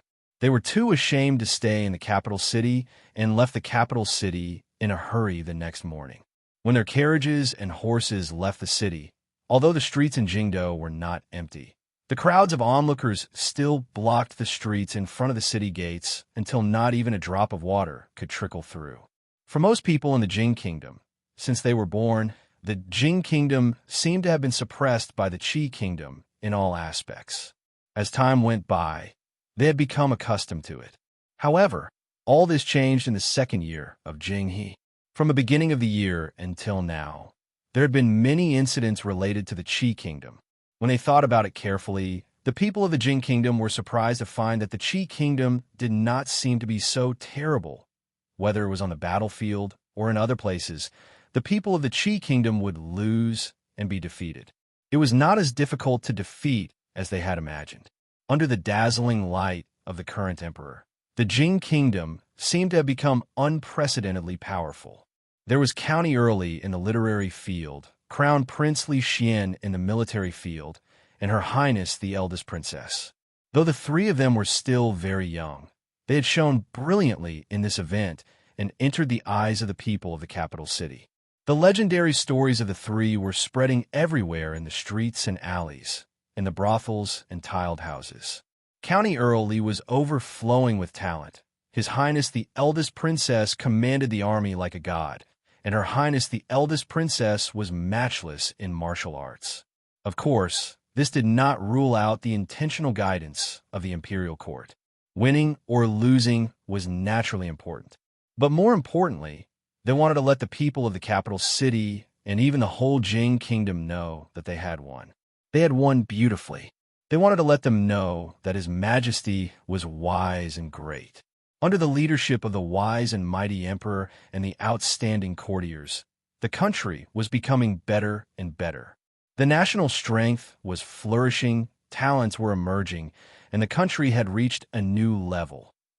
The talented Li Xianbo didn't know that he was already very popular in the capital. He was standing in the courtyard, watching over 10 eunuchs carrying boxes of things from outside. The little princess wanted to come out of the palace to treat her illness. This was a huge matter. Everything she ate and used had to be regulated. How could she just do as she pleased? Although the little princess would only arrive tomorrow, early this morning, the people in the palace were already busy at the entrance of the count's mansion. All kinds of things were moved in and out, going to and fro the small courtyard he had vacated for Yongning. It was annoying to see. County Uncle Li, this is a gift from Princess Royal. When the two eunuchs brought in another large box, they did not move it to the small courtyard. Instead, they walked in front of Li Yi and said, Why would Li Mingzhu give a gift for no reason? Li opened the box and was shocked by the treasures inside. She was unaccountably solicitous, and he was not used to it for a while. Her Royal Highness had suddenly become so generous. Did Her Royal Highness say anything else? Li looked at the two and asked. No. The two shook their heads. Then move it in first. Li waved his hand. There was no reason not to accept the gift that was delivered to his door. He would ask her what kind of gift it was next time they met. Right? There was also the matter of Tai Chi. He didn't have time to ask her yesterday. There would be no problem with Uncle Li at home. Chi was a festival for women. Mississippi Lu was rarely not busy today. She went to the temple with Rui and Xiao Huan, and there were a series of activities when she came back. It had nothing to do with him. He planned to see how Zhang Zumo's bra was doing. Walking out of the gate, he saw a figure wandering under a few willow trees opposite the gate. He walked over and asked, "Why are you here?" Hearing Li Yi's voice, Lu Yi hurriedly stopped and opened his mouth, but he didn't say anything. The expression on his face was a little awkward. What's wrong? Another difficult case? Li looked at him and asked. Lu Yi was no stranger to this state. When he was in Qing and Prefecture, he had this expression every time he encountered a difficult case and came to him. Seeing the embarrassed expression on his face again, Li waved his hand and said, "Don't rush. Investigate the most suspicious people one by one. You can't rush things like investigating a case. If you really can't figure it out, go out for a walk, listen to a play, and relax. Maybe there will be unexpected gains." Speaking of investigating a case, in addition to ability, this kind of thing also depended on luck and inspiration. Those basic things had been taught to him. Now, he couldn't help him too much with these things. Louis Chong was taken aback for a moment before he asked, "Didn't my lord say that the murderer often hides very deeply? We need to dig deeper clues and not be fooled by appearances. The most suspicious person is often not the murderer. Did I say that?" Li looked at him and asked. "Yes." Li nodded seriously. "Really?" "Really, nonsense." Li glanced at him and said, "In the future, don't go to the brothel to listen to stories and plays. Those are deliberately made up to attract customers. How can there be such melodrama in reality? Investigate the case honestly and trust your intuition. Whoever you think is the most suspicious, then it's most likely the case." Lu Yi was stunned and said, "But didn't Master just say that investigating a case can't be rushed? If you really can't figure it out, you can go out for a walk, listen to a play. Did I say that?" Li narrowed his eyes and looked at him. Just now, Lu Yi opened his mouth and looked up at Li Yi. After a moment, he smiled bitterly and said, "No, that's right." Li nodded in satisfaction and patted his shoulder. He said, "The truth can't be hidden. You have to believe in yourself. I still have things to do, so I won't keep you any longer. I'm leaving." Lu Yi smiled bitterly as he watched Li get on the carriage. When he turned his head again, there was a thoughtful expression on his face. Not long after, this trace of thinking turned into understanding. "Thank you, Master, for your guidance." He bowed towards the direction of the residence and turned to get on another carriage. A gray-clothed man lightly waved his whip, and the carriage quickly disappeared. When Li walked into the small courtyard, Xiao Chui and Xiao Zhu were climbing up and down a temporary colored building. They tied colorful ribbons to the wood and chattered about something. "Where's your young miss?" Li stood under the colored building and asked. "Older sister Ruoqing has gone out.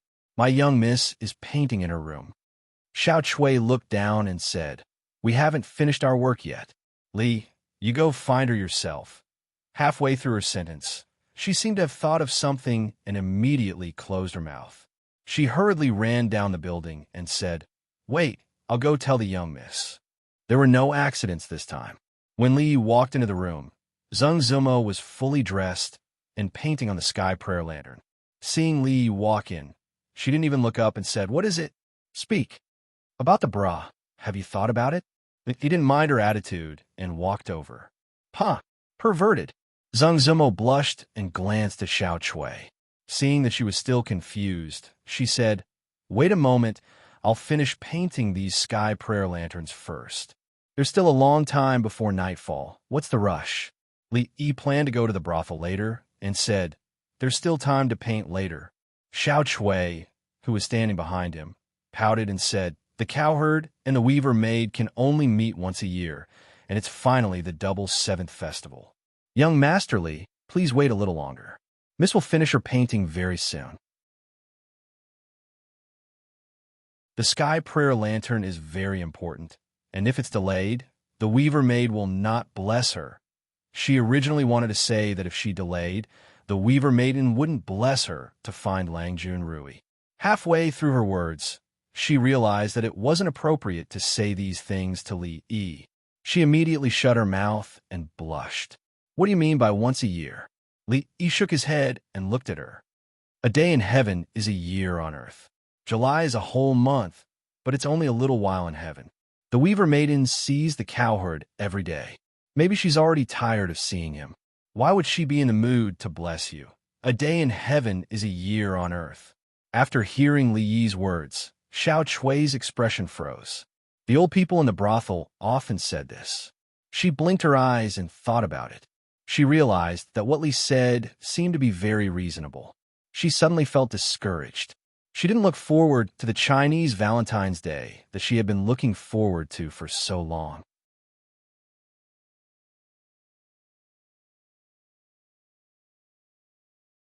Chapter 499. Seeing Xiao Chui leave with a depressed expression, it wouldn't be long before Xiao Zhu found out that the weaver girl had lunch with the cowherd every day and that it wasn't just once a year. Zheng Zimo looked up at Li Yi and said, "Xiao Chui, you lied to her too. She's been talking about Chinese Valentine's Day since last month. The outside world is cruel. Little girls like Xiao Chui have been living in a greenhouse and are easily deceived by these beautiful things. There's no harm in letting them feel the cruelty of reality in advance." Li Yi glanced at her and said, "This is what a prostitute like you should do. I'm just helping you. You don't have to thank me. There are a few pretty good newcomers in the brothel. You could try your best to promote them. I want to try that new bra." Zheng Zumo glanced at him and put down the brush in her hand. "No problem." Li Yi was waiting for her to say this and said, "If you need money or manpower, just let me know. If Mr. Watching can't solve it, she can come to me." Rui Workshop, Perfume Workshop, Ice Making Workshop, and a series of shops under the brothel's name actually had a very large daily income. However, the brothel needed to operate, expand, and have enough money from Mississippi Lu to create the hero ranking. Including the hero conference that would be held in 2 months, they needed a lot of money. At present, they needed to occupy more markets and establish the first high-end lingerie brand in Jing Kingdom. It was necessary to make a lot of money before others discovered the business opportunities in this area. Also, Zheng Zimo's face was slightly red. She said hesitantly, "I've designed a few new styles these days. Take a look. Then hurry up and take them out." Li Yi looked at her. He was in a hurry. Zheng Zimo glared at him and took out a few drawings from a small box. She placed them on the table and sat on the edge of the bed, no longer looking at them. Li flipped through it a few times and frowned. Although Zheng Zimo's drawing skills were excellent, the design of these bras was a bit conservative. Seeing him frown, a look of disappointment appeared on Zheng Zimo's face. For these things, she had only slept for 2 hours last night, but she was still rejected, so she was naturally disappointed. "I'll draw a few for you to see." Li Yi picked up the pen and quickly flipped through the thick bra illustrated handbook in his mind. He opened the copy in paste mode. "Okay, take a look at these." Time was limited, so Li Yi only drew a few pieces. He walked over and handed the paper to her. Zhang Zumo took it and stared at it for a moment. Her face immediately turned from red to red. She crumpled the papers into a ball and said angrily, "Shameless." Li Yi shook his head. When he walked out of Zhang Zumo's room, he was still a little indignant. How could it be shameless? Future experience tells us that the less fabric used in underwear, the more valuable it is. Although this woman was beautiful, she didn't have the slightest advanced business sense. Li Yi had some doubts. Was it a wrong decision to give this business to her? Obscene, shameless. In the room, Zhang Zimo's face was red. She sat on the bed in a daze and cursed a few times. She spread out the paper that she had crumpled. Thinking about how she would wear the bra drawn on the paper, she couldn't help but blush even more. Oldman's son was born to work in the brothel. The poor performers in the capital now almost regarded him as a god. Perhaps even the current emperor didn't have a high position in the hearts of the performers. There were many brothels in the capital, and many of them existed in the form of small groups. However, in just a few months, Oldman's son had made the brothel the largest in the capital and even in the whole Jin kingdom. His achievements were amazing. Although the scale was huge, the order was the best among all the brothels. Tickets were bought in a civilized manner, and people entered the brothel in a civilized manner. If anyone wanted to cause trouble, a few beast-like giants would immediately drag them to a corner and teach them the rules.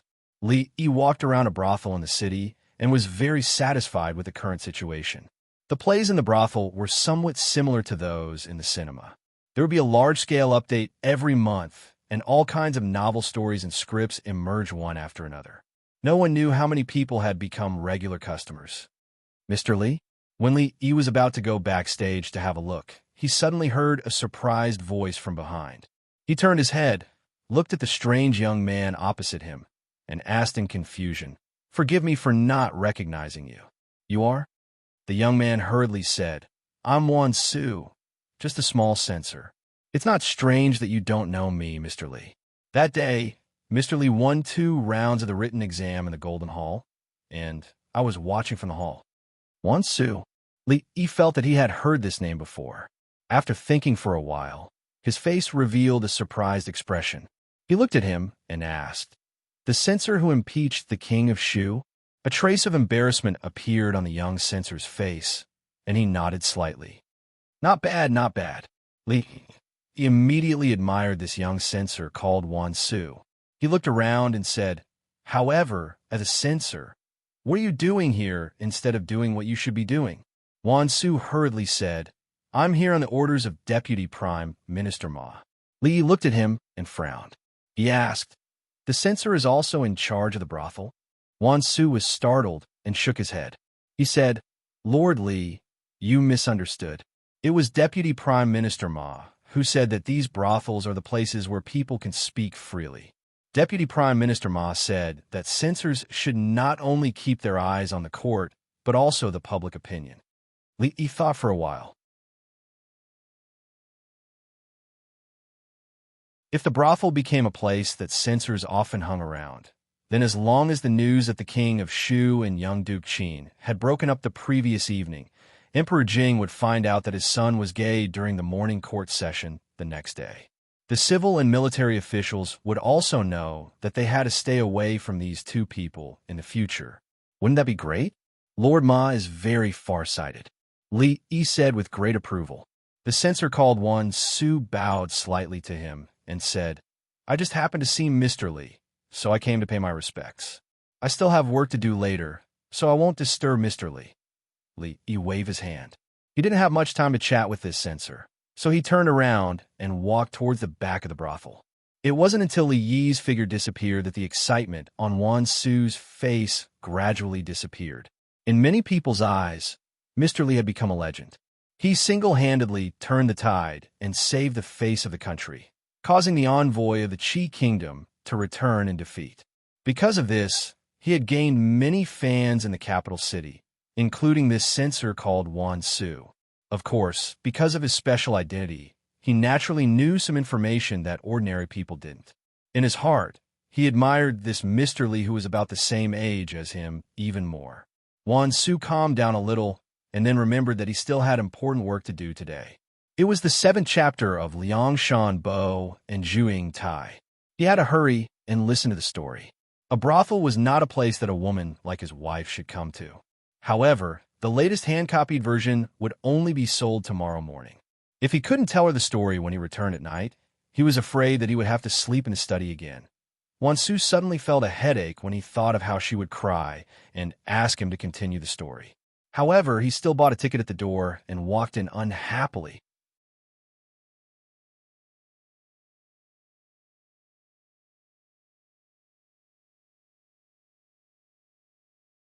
Chapter 500.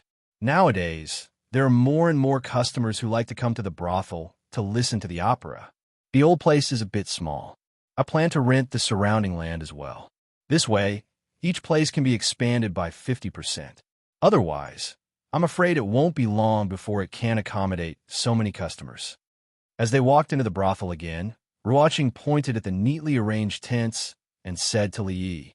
Li Yi nodded and said, "You can make the decision on these matters. If you want to rent more land, I'm afraid you'll have to go through the government. I'll let County Magistrate Lu know." As soon as he finished speaking, a strange sound came from beside him. Li Yi turned to look at her and asked, "You haven't eaten?" Ruoqing blushed slightly and said, "I ate a little this morning." Li Yi raised his head and looked at the sky. The sun was about to set. He frowned and said, "No matter how busy you are, you can't skip meals. There are many things that you don't need to do by yourself. Just leave it to the people below. Let's go out and eat something." Ruoqing shook her head and said, "No need. The brothel is about to close today. Let's go. I'm hungry too." Li Yi didn't wait for her to continue and walked out first. Ruoqing was startled and could only follow him helplessly. The capital was not like Qing in prefecture. The curfew system was very strict. Except for a few days every year, people were not allowed to walk on the streets after 8 o'clock. If there was a violation, the punishment would be detention, and the punishment would be execution on the spot. Even if the offender died, there was no way to redress the grievances. Therefore, when the sky gradually darkened, the customers in the brothel all reluctantly left and waited to come back the next day. Recently, the new Liangshan Bo and Zhu Yingtai came out. I don't know who wrote it. I almost cried just now. That's nothing. I'm 40 years old this year. Didn't I cry like a 4-year-old just now? If it wasn't for someone stopping me, I would have rushed up and beaten that Ma guy. Judging from the audience's reaction, Liang Shanbo and Zhu Yingtai was another successful play after The Legend of the White Snake. Thinking about it, Liang Shanbo and Zhu Yingtai was one of the 4 great love stories among the common people. It had been passed down for nearly 2,000 years, and it was still talked about enthusiastically by people. His mates hid in a corner and cried. Then he deducted a month's salary. It was only the beginning of the month, but the monthly allowance of the maidservants had already increased by 5 times. If this continued, it would be too wasteful. What's going on? Why has it always been Liangshan Bo, Zhu Yingtai, these past few days? Where did the white mistress go? Why hasn't Lady Qing come out? A dissatisfied voice came from behind, and one could hear the strong resentment in the voice. Li Yi turned around and saw a luxuriously dressed, middle-aged man walking towards him. A man behind the middle-aged man immediately said, "Fifth Master, I just want to ask. They said that there was no white concubine during this period of time. If you want to see her, you have to book the whole place, but the price is too high price. Does Fifth Master care about that little bit of money?" The middle-aged man walked past Li Yi and Ruoqing and said, "You go and arrange it tomorrow. In short, I want to see the white mistress tomorrow. Fifth Master, don't worry. Leave it to me." The man hurriedly followed. When he passed by Li Yi, he paused, slightly tilted his head, and nodded. Then he strode forward again. "What's wrong?" Seeing Li Yi standing there, Ruoqing asked in confusion. Li Yi looked away from the man and said with a smile, "Nothing. It seems that The Legend of the White Snake is quite popular. These days, there will be 2 more shows every day. After all, everyone has their own preferences. Some customers like those strange things." Ruoqing nodded her head. To her, it was just a simple sentence. The places where the brothels were located were not in the prosperous areas of the capital. There were not many places to eat around. In addition, it was almost evening and many shops were closed. It was not easy to find a bun shop that was about to close. Li looked at her and asked, "Do you want to eat 2 buns to fill your stomach?" Ruoqing nodded. She had lived a poor life since she was young. For a long time, buns were considered a luxury. Seeing someone walk in, the waiter looked up and said, "There are only 4 buns left. 8 copper coins." 4 was 4. Fortunately, it was still warm. Li Yi did not bring any money with him. He was about to ask the guard not far away to come over when the waiter saw Ruoqing standing outside. After a moment of shock, He waved his hand and said, "Forget it. There are only 4 left. You can take them all. It's free." Li Yi was stunned. He immediately realized that he had been crushed by Wan Ruoqing in terms of appearance. 8 copper coins is also money. You don't need anything. Does your boss know that you are so generous? He asked the guard to take out his money bag. He carefully counted a few coins and slammed them on the table beside him. He glared at the waiter and said coldly, "Do you think I need 8 copper coins?" The waiter stood there in a daze. He looked at the copper coins on the table and then at the strange customer who had disappeared. He muttered, "2 copper coins are missing. The buns were not big." Li Yi quickly finished one. Wan Ruoqing only took 2 small bites of the bun in her hand. Recalling the scene that had just happened in the bun shop, the corners of her mouth curled into a slight smile. After finishing the second bun, Li Yi turned his head and asked, "You should know about the martial arts circle conference, right?" Wan Ruoqing nodded and said, "I've already asked them to spread the news. The other prefectures have also sent fast horses to spread the news. The people going to Qing and Prefecture are going by water. They will arrive tomorrow. They will only need a month to spread the news." Mississippi Lou's sighed, and the brothel complimented each other. The chivalry ranking needed the help of the brothel to spread the news. They would also send people to help maintain the security of the brothel. The people in the martial arts circle were more active than them in the matter of the martial arts circle conference. The purpose of the brothel was to spread the news among the common people. The sky grew darker. Li looked at her and said, "It's getting late. Leave the brothel to them. I'll take you home." Wan Ruoqing nodded and handed the last bun in her hand to him. She said, "There's still 1 bun left. I can't eat it. Do you want to eat it?" Seeing Li shake his head, Wan Ruoqing looked around. She suddenly took a few quick steps to the side and placed the bun in a beggar's bowl in the corner. "Let's go." She walked over and said to Li Yi with a smile. At a certain moment, a figure in ragged clothes curled up in the corner of the wall suddenly trembled. He took a few deep breaths and saw the bun in the bowl in front of him. His breathing immediately became hurried. He immediately picked up the bun and took a big bite. To him, who hadn't eaten anything for 3 days, a bun that could save his life had an extraordinary meaning. He raised his head and only saw the side of the woman's face reflected in the sunset. His hand paused and the bun fell to the ground. Heavenly Empress. Li Yi and Wan Ruoqing's figures gradually faded away. A guard following behind them saw the beggar suddenly kneel on the ground and crazily kowtow in a certain direction. He muttered, "It's just a bun. Is there a need to do this?" He shook his head and walked forward several steps. Then he looked back and sighed. He slowly walked over and took out a piece of silver from his waist and placed it in the broken bowl in front of the beggar. After an unknown period of time, the beggar's forehead was dripping with blood. He finally stopped and picked up the dirty bun. He looked in the direction that the Heavenly Empress had left in, his face full of sincerity. After a long time, he looked away from the distance and inadvertently glanced at the broken bowl in front of him. The bun in his hand fell to the ground once more. "Thank you, Heavenly Empress. Thank you, Heavenly Empress. Thank you, Heavenly Empress." Around them, people walked out of their houses. They looked at the beggar in the corner and sighed as they shook their heads. "This beggar, I'm afraid he's gone crazy. I think he's already been lying there for 3 days. He's quite pitiful. Give him something to eat. If he really died here, it would be troublesome."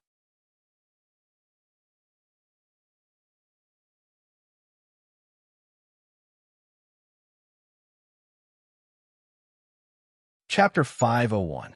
The servants of the Li residence were especially diligent today. They were woken up before dawn by the head housekeeper.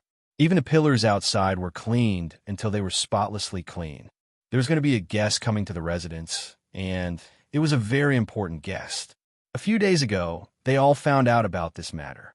In order to welcome this guest, Lord Ju not only made them specially clean up a courtyard, but also had extremely harsh requirements for them.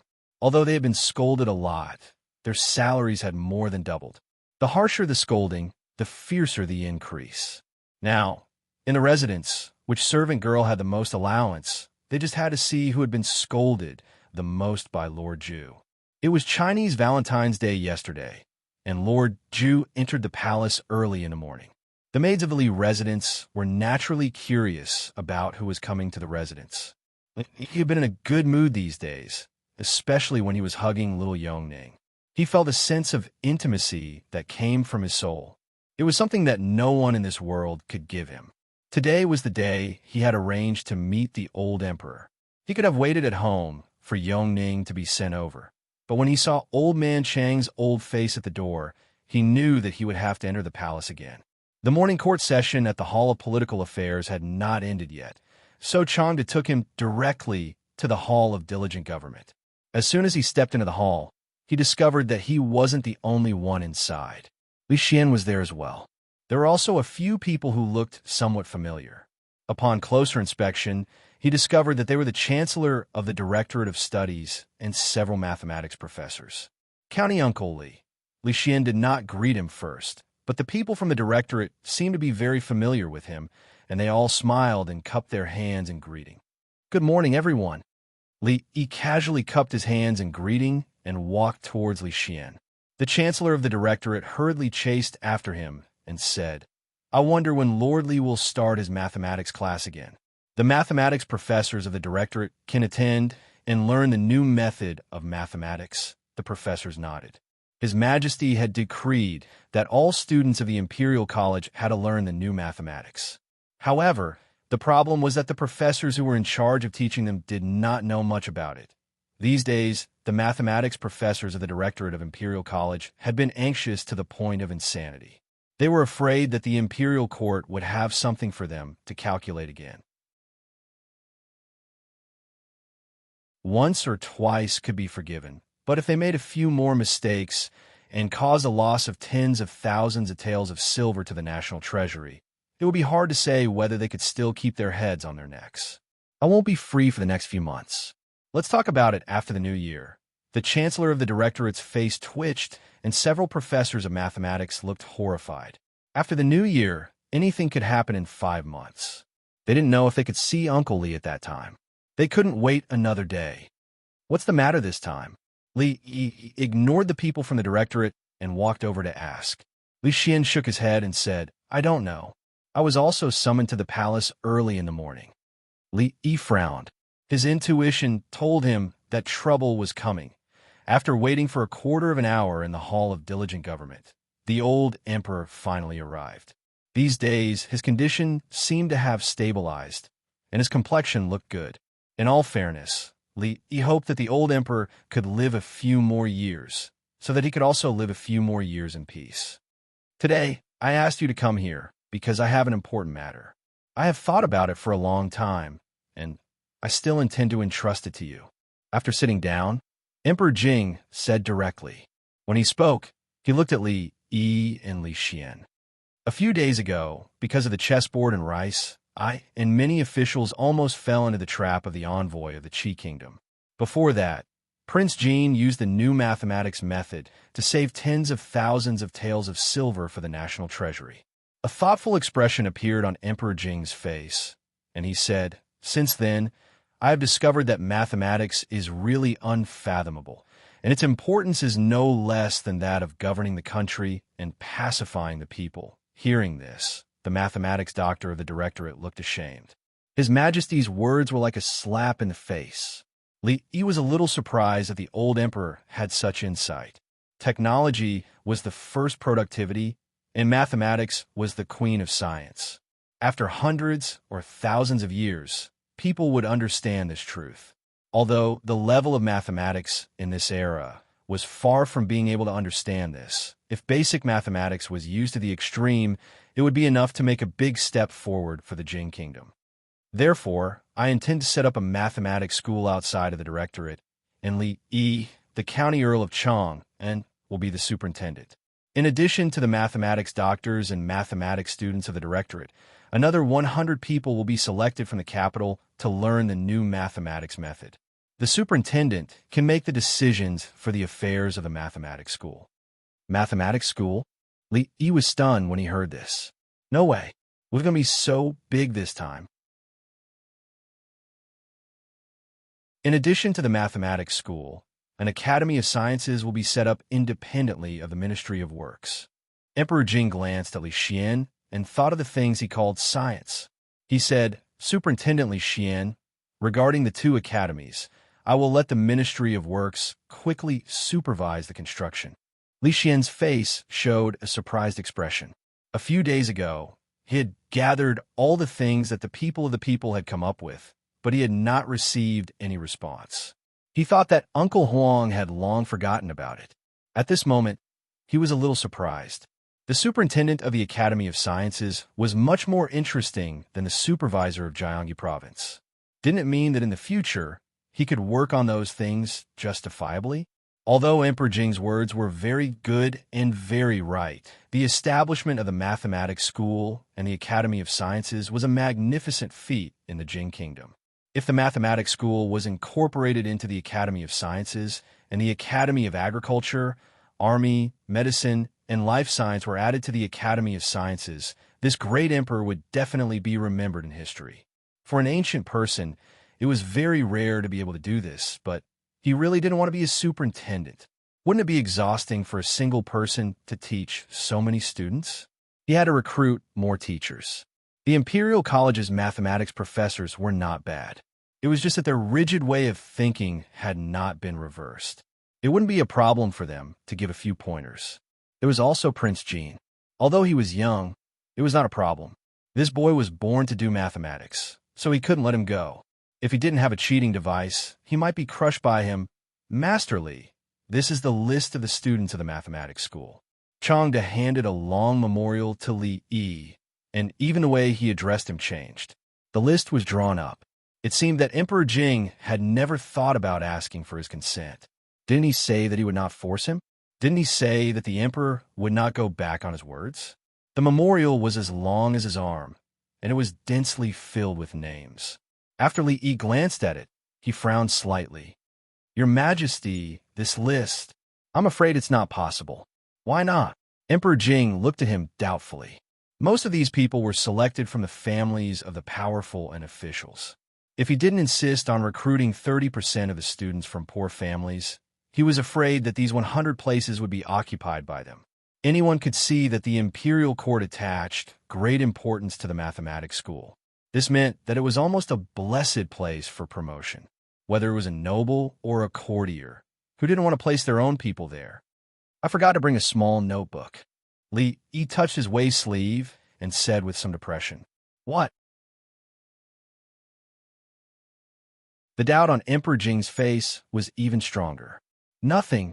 Li Yi raised his head and said with a serious face, "Your Majesty, you may not know that mathematics is the same as writing poetry and playing chess. It is also about talent. Talented people can master extremely profound knowledge in a short period of time, just like Prince Jean. However, there are also some people who don't have talent in mathematics. No matter how hard they work, they won't achieve much in their lifetime." Emperor Jing nodded. Although he didn't know much about the new mathematics, what Li Yi said just now was true everywhere. Every path was about talent. Old General Shui couldn't write beautiful essays, and Prime Minister Qin couldn't lead troops to war. However, in fact, when they were young, there was no difference in the education they received. It was nothing more than a matter of talent. That makes sense.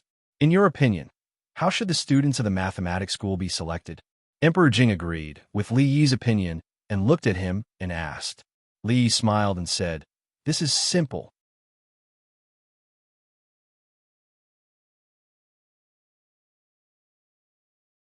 Chapter 502. Your Majesty, take a look. This Chen Lisan has the word sun in his name.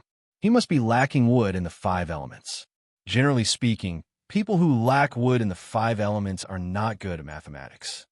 Also, this Qin Feng, Crazy Qin. Why does a lunatic want to learn mathematics? This name is inauspicious. He is not suitable to enter my mathematics college. Also, this Chui Shixin likes the new and hates the old. My mathematics college will naturally not accept such a person with bad conduct. And this Li Jianren, what kind of mess is this? What kind of place do you think our mathematical college is?" Unexpectedly, he forgot to bring his notebook.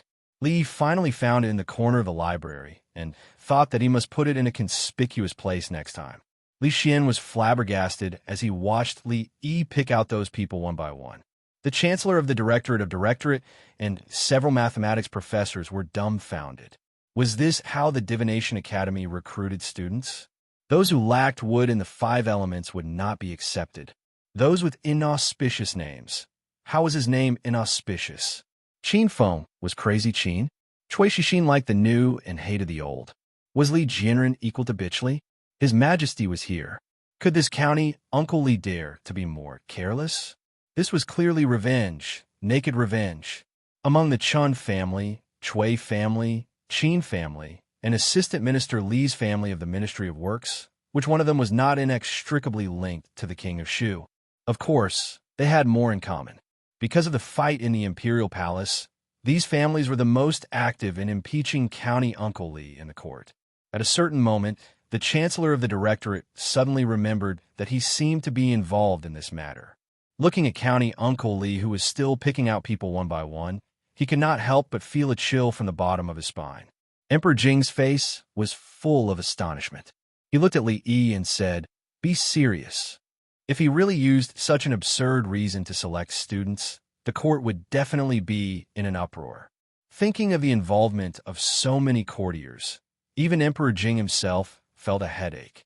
When the Chancellor of the Directorate heard this, he was even more shocked. County Uncle Li was so frivolous about such an important matter, but the Emperor only said such a sentence. If it was any other courtier, their heads would be jumping on their necks. At this moment, he was even more certain that County Uncle Li could not be offended. Li Yi sighed and thought that this method would not work. He said, "Actually, if we want to see if they have talent in mathematics, we only need to conduct a test on them before they enter the academy. Whether they are from a poor family or a noble official, as long as they meet the age requirement of 20, they can all sign up. At that time, we only need to select the top 100 according to their results." Jing Di nodded his head. This method was to his liking. In recent years, he had deliberately supported the poor and weakened the aristocratic families. Li Yi's action did not differentiate between the poor and the noble, which was to his liking. "That's right. I will have someone put up a notice outside. Those who meet the requirements can register. 10 days later, there will be an examination, and the best will be admitted." At that moment, Li Xian stepped forward and said, "Uncle Huang, the Science Academy is different from the Mathematics Academy. You can't just recruit young people." Emperor Jing nodded and said, "You are the Academy supervisor. You can decide these things yourself." Upon hearing this, Li Yi's eyes lit up, and he asked, "Your Majesty, may I ask if the Academy's enrollment?" Without waiting for him to finish, Emperor Jing waved his hand and said, "You can decide everything except enrollment." If he were to decide the candidates, there would be a storm in the court. The Qin, Chun, and Chui families, and even half of the court would be disturbed by him. Li Yi thought that they were all surnamed Li, but the difference in treatment was too great. He could only nod and said, "I will follow your orders. I will come up with the examination questions as soon as possible. Your Majesty, please send someone to the Li family to make a copy in a few days. In order to keep it confidential, let them go back to the palace after the examination." For the poor students, this was a rare opportunity. He was afraid that the number of applicants would reach a very terrifying level. After coming up with the questions, he still had to ask someone to make a copy. Of course, he could not complete such a heavy workload by himself. "Then let's do as you say." Unexpectedly, he had even considered this. Emperor Jing nodded and looked at the people of the Imperial College. He said, "The establishment of the Mathematics Academy has been completed. The Mathematics Department of the Imperial College will be temporarily merged into the Mathematics Academy. You and County Magistrate Li will discuss the specific matters after the merger. I will follow your orders."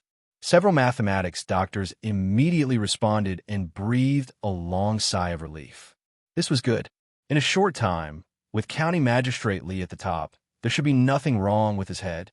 Not long after, several people walked out of the palace one after another. Emperor Jing slowly stood up and said, "He really makes me worry.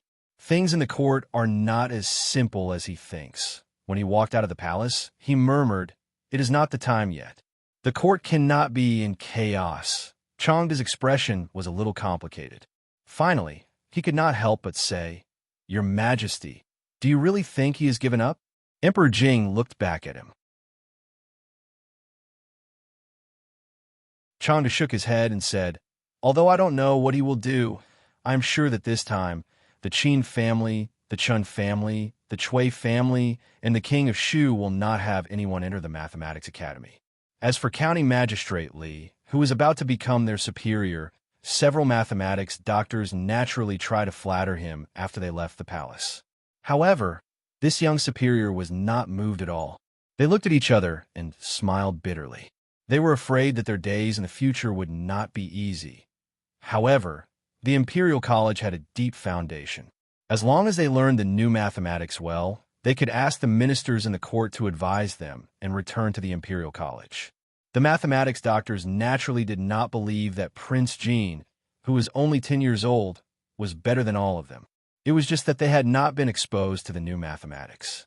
What talent! It must be that County Magistrate Li deliberately flattered His Majesty, Sister Shawning. "I will miss you." In a luxurious carriage, Yongning opened the curtain and waved to Princess Shawning. She said in a soft voice. Although they could not see from the carriage, they could guess that the arrogant Lolita's face must be ugly now. It was better not to provoke her. It did not take long for the carriage to start slowly.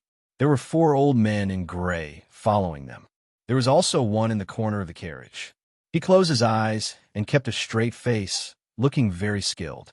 In order to not let the entire capital know that the little princess had left the palace, the old emperor only sent these 5 people to protect her.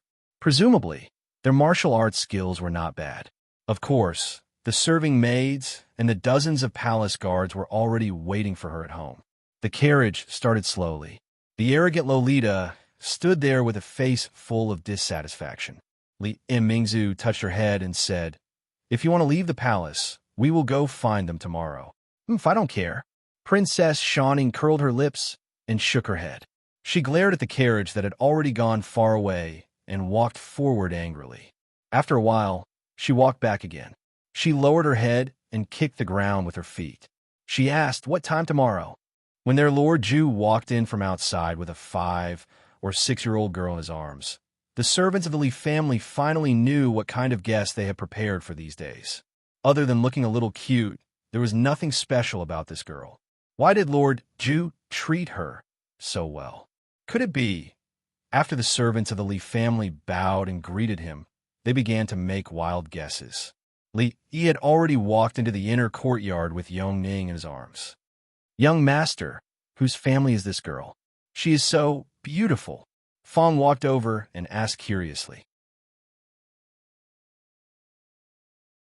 An old man in gray followed behind Li Yi and was about to step in when Fong suddenly reached out and said, "You can't go in here." The old man frowned but did not say anything. He reached out and pressed his hand on the shoulder of the man, blocking the way. He found that the man did not move at all. "Aya, do you still want to fight?" Fong rolled up his sleeves. He had learned a few moves from second great-uncle a few days ago. This old man seemed to be quite strong. It was a good time to spar with him. A strange look flashed in the old man's eyes.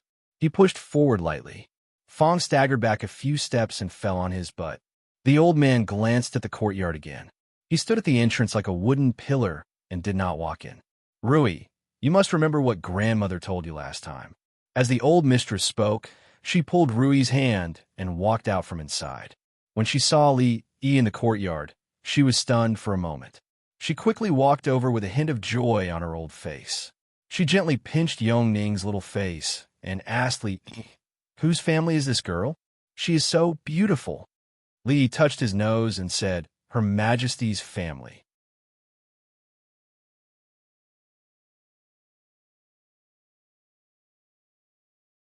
Chapter 503. From His Majesty's family? The old madam was stunned and didn't immediately understand what Li Yi meant. "This is Princess Yongning," Li Yi explained again. "Princess Yongning." The old madam's expression froze. The next moment, she quickly withdrew her hand from the little girl's face, her face full of shock. Seeing the old madam's body sway, Rui hurried over to support her. When she finally regained her composure, the old madam broke free from Rui's support and hurriedly bowed. "This old madam greets your highness." Princes and princesses were born with a higher status. Although the old madam was an honorary title, she still had to bow to the royal family. In the past year, Yongning was used to the princess's maids and eunuchs bowing to her. However, this old madam was clearly related to her brother. She didn't know what to do and looked at Li Yi with pleading eyes. Li Yi said helplessly, "Old madam, don't be nervous. Princess Yongning left the palace secretly this time and can't be made public." "How can we do that? Her highness is of noble birth and has come to our residence. How can we treat her lightly?" The old madam's sense of hierarchy was deeply ingrained in her. She looked at Li Yi and said, "Aren't you going to invite her highness in?" It took a lot of effort to make the old madam understand that her highness was here for a vacation and couldn't let too many people know. Otherwise, His Majesty would blame them.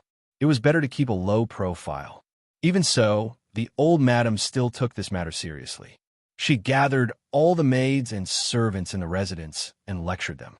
The gist of it was that the little girl was very noble and had the same status as a duke. If any servant dared to show any disrespect to her, they should pack their things and return home.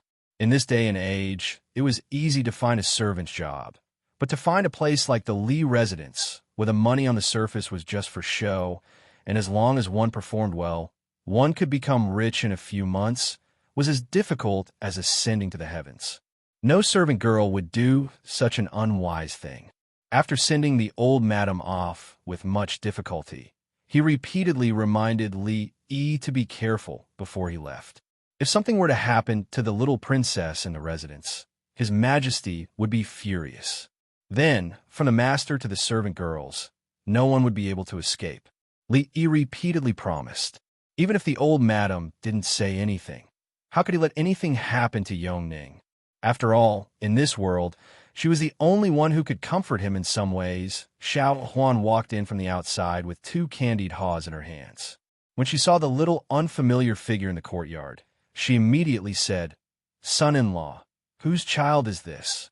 He's so cute." She walked over and pinched the little girl's face. She handed over a stick of candied hawthorn and said, "Little sister, what's your name?" "Big sister will treat you to candied hawthorn." The summer stick of candied fruit had to be eaten as soon as possible after being taken out of the wooden box filled with ice cubes. Otherwise, the sugar would melt, and it would be very sticky and uncomfortable to hold. Princess Yongning sat in the shade of the courtyard, eating candied fruits that she hadn't eaten for a long time. Although the candied fruit had melted due to the hot weather, and the taste wasn't as good as she remembered, she still ate it with relish. After all, no matter how bad it tasted, it was still candied fruit. Xiao Huan hid in the room with a pale face and didn't dare to come out. Thinking that she had just pinched the princess's face, tears welled up in her big eyes. That was the princess, the emperor's daughter. If the emperor knew, would he arrest her and punish her? It was said that disrespecting the princess would result in being beheaded. Xiao Huan didn't want to be beheaded, but it was the emperor. Would the young master and miss save her? Li Yi shook his head helplessly. He dragged her out of the quilt and said, "What's wrong? You can't pinch the princess's face. Don't worry, no one will punish you. Hurry up and come out. It's such a hot day. Isn't it hot under the quilt?" "Really?" The little maid poked her head out of the quilt and asked with tears in her eyes, "Has the young master ever lied to you?" Li Yi looked at her and asked seriously. The little maid sniffled and said in a low voice, "Yes, many times he dragged the little maid out of the room and said, 'If you want to pinch it, you can pinch it a few more times. Tomorrow, there will be 2 more princesses coming. You can. No, you can only pinch the little one.'" Although she didn't have to worry about being arrested and punished, Xiao Huan was still a little afraid of the legendary princess. She hid in the distance and didn't dare to approach. Seeing this, Li Yi didn't force her. Anyway, she was going to stay here for 2 months. She would get used to it after 2 days. Outside the courtyard, Fong patted the dust off his butt and crossed his arms. He looked at the old man in gray, standing at the door with a suspicious gaze. Sometimes he smacked his lips, and his face showed a look of amazement. Of course, he was not only amazed at the old man's great strength, but also surprised that he could stand there for an hour without moving. If he didn't observe carefully and could still feel the old man's breath, he would definitely think that he was a dead man. "Go away." Just as old Fong's face was about to reach the old man suddenly opened his eyes and said coldly, "Old Fong, don't worry." Old Fong jumped to the side and glared at the old man. Then he curled his lips, dusted off his butt, and walked away. What's so great about being able to fight? In 30 years, he could break the old man's bones with one hand. If the old man was still alive in 30 years, then 40 years, 50 years, I can't outlast second granduncle, but I can outlast you. The old man indifferently glanced at the man who possessed a monstrous strength and shook his head. He turned his head to look at the courtyard beside him and heard the clear laughter of the little princess coming from inside. He turned his head and once again closed his eyes. The order they received was to deal with some emergencies. His Majesty specifically said that they shouldn't interfere with anything about County Uncle Lee except for that. In the clean courtyard, there was a swing hanging from a huge tree that could cover half of the courtyard. At this time, the sun was about to set. Li pushed Yongning, who was sitting on the swing. He had become more and more accustomed to her smile, and his heart was inexplicably relaxed. "What did the old madam say to you just now?" Li turned his head and asked her. "No, nothing." Rui blushed slightly and said immediately as if she thought of something. "My husband likes children very much." She stood beside Li and saw the genuine smile on his face. She could clearly feel his mood. It was a happiness that she had never seen before. She stared at him in a daze. Li pushed the swing again and said, "Yes, it's so nice to have 1 or 2 children and a lively home." Rui nodded and said no more. At this moment, Li carefully pushed the swing and didn't notice that Rui bit her lower lip and a flash of disappointment on her pretty face.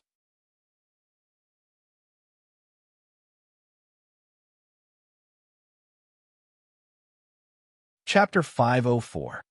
Brother, come too. Princess Yongning slid down the long wooden slide and sat on a rocking cart in the shape of a sheep. She turned around and said to Li. Li stood not far away and looked at her with a smile. It was fine for a 5-year-old girl like Yongning to play with this, but it was shameful for a grown-up like him to ride on a sheep. If people were to find out about this, the headline on the front page of the Capital Daily tomorrow would be, "Shocking, a certain unscrupulous county uncle actually did such an indecent act with a female goat." His reputation as one of the 3 heroes of the capital would be completely ruined. They were now in a spacious room at the back of the small courtyard. These days, Li asked the craftsman to work overtime to turn this place into the world's first indoor playground. All the sharp edges were polished, smooth wooden slides, a human-driven merry-go-round with seats inside, coin-operated rocking carts that were popular in the 21st century at the entrance of major supermarkets. The image of a sheep was carved by Li himself. It was so lifelike that the most famous carpenter in Jingdu wanted to learn from him on the spot. At this moment, if there was a cute voice saying, "Little brother, come and play with me," it would be even more lifelike. There were huge ice mirrors in the 4 corners of the room. No matter how hot it was outside, there was still a cool breeze in the room. No matter how they moved, they were not afraid of sweating. Princess Shawning, who had been standing at the door for a long time, finally came to her senses. She screamed and rushed over. She sat on the merry-go-round and didn't let go. She looked around the room, and her crystal-clear eyes were shining. "Come down first." Li walked over and said to her, "I won't." The arrogant girl stared at him and showed a pair of canine teeth, looking aggressive. Li said helplessly, "This is not how you play with it." It was not easy to persuade her to come down and let Yongning get down from the rocking cart. Fong, who was operating the rocking cart, also walked over. He made some adjustments to the merry-go-round and let the 2 princesses sit on it. Fong stood far away, holding a thick handle and turning in a circle. The merry-go-round also turned, and the arrogant Loli's scream immediately sounded in the room. The merry-go-round in the future could move up and down as it spun, but to achieve such an effect, it would take more than a month. Even if it was done, old Fong, who had wrestled with a bear and won, would be exhausted to death. Even so, he had hired more than 10 carpenters to work day and night on this kind of work that could only be done in circles 2 days ago. Me too. I also want to get these things in the palace. The Tsundere Loli had already gone crazy from playing. She slid up and down the slide, screaming repeatedly. Old Fong rode on a pleasant goat, panting heavily. He was as tired as a dog. Young master. I can't. Fong's voice was trembling. He said, "Find a few more people. This thing is too tiring." Li looked at him and said, "Second granduncle said that you have to break through the limit in order to make progress. Otherwise, it will be a waste of talent." Fong kept shaking his head. "No, I don't want to make progress anymore. This work is not done by a human. Even a donkey would be good." Li thought for a moment and said, "That's right. I didn't think it through. Recently, there's a small gang in the Jade Yard that often makes trouble in several shops. I originally wanted you to keep an eye on it. Since you are so tired, then stay at home and have a good rest. Let Mrs. Fong make more delicious supplements for you. I will see if old Sue and the others have time." Fong got up from the pleasant goat and said angrily, "What? Which small gang has the guts to make trouble for us? Young master, don't worry. I will definitely go and see more in the next few days. If they dare to come again, I will crush their balls. You'd better rest more." Li shook his head and said, "Remember to find a donkey later. Ordinary people can't turn this thing." Fong shook his head like a rattle drum. He waved his hand and said, "Don't look for a donkey. I am here. That animal needs to eat, drink, and poop. It is dirty and troublesome. Besides, it is not good to scare children." Fong's face was full of righteousness. Second granduncle said that I have to break through the limit of physical strength. He is right. I will turn this thing. Fong went to inspect the territory around the Jade Yard. The proud Lolita changed into a less flamboyant dress and replaced the golden hairpin with a jade hairpin. She was led by Princess Royal Highness and walked on the street. She was curious about everything she saw. She bought a lot of things along the way. Several guards followed behind her were so full of things that they could hardly see the road. But today, the role of these guards was just to carry the bags. Several ordinary old men were scattered around and closely observed everything around. The imperial notice was posted yesterday. As of this morning, there are already nearly 1,000 people who have signed up. Imingzu turned to look at Li and said, "This is only the first day. In 10 days, the number of people who have signed up will be very terrifying." Li was not surprised. The emperor valued mathematics so much that everyone in the court did not know about it. Naturally, it could not be hidden from the other students in the capital. This was a broad road to promotion. It was a shortcut that could not be more convenient. Mathematics was not valued before, and there was a shortage of talents. It could be said that as long as one entered the mathematics school, they would not dare to ask for a promotion, but a promotion was inevitable. Li thought for a moment and said, "Let the Imperial College choose. We can't let just anyone in. 200 children of nobles and officials, 800 scholars from poor families. In the end, 1 in 10 will be chosen."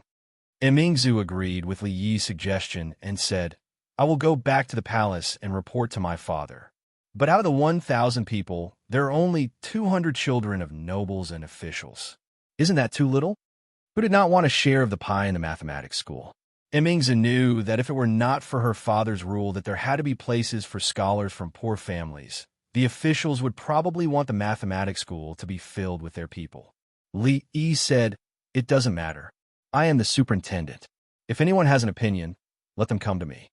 Mingzhu's mouth opened slightly, but she still did not say anything. Li was different from all the noble officials. He was in the court, but he was also outside of it. Other than her father, no one had the right to order him around. The mathematics school was not under the jurisdiction of any department. Unless her father spoke, no one could change his decision. However, her father would definitely approve of reducing the number of children of officials and would not object. Brothel?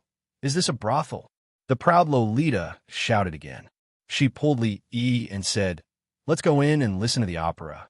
I want to see the white snake, I want to see the green snake, and that monkey who can dance with a stick." The sky was getting dark. Although the proud Lolita still wanted to experience the nightlife in the capital, she did not have 2 months of vacation. She had to go back before the palace doors closed. Li put down the sleeping Yongning and tucked her in. He walked out the door and rubbed his sore shoulders. He let out a long sigh. They were both princesses.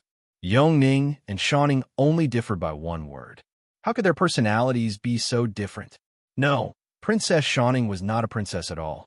She was a country girl who was entering the city for the first time.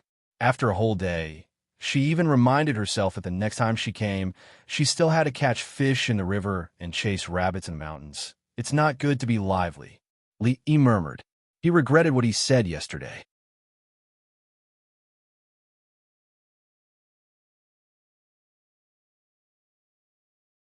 Chapter 505. Contrary to Li Yi's expectations, Xiaohuan only used 7 days to completely become one with the 2 princesses. She didn't even need half a month or even a month. The reason why it was 2 princesses was that the proud Lolita had taken going out of the palace as a routine, which meant that she had to eat 3 meals a day, every day. Fishing in the water and chasing rabbits in the mountains could no longer satisfy her playfulness. She was also tired of the limited facilities in the indoor playground, which made Fong heave a long sigh of relief. Every night when he came home, he was so tired that he didn't even have the strength to move his fingers. His wife asked him several times suspiciously. After knowing the truth, she nagged second uncle for being a busybody, but the suspicion on his face lessened a lot. He also breathed a sigh of relief.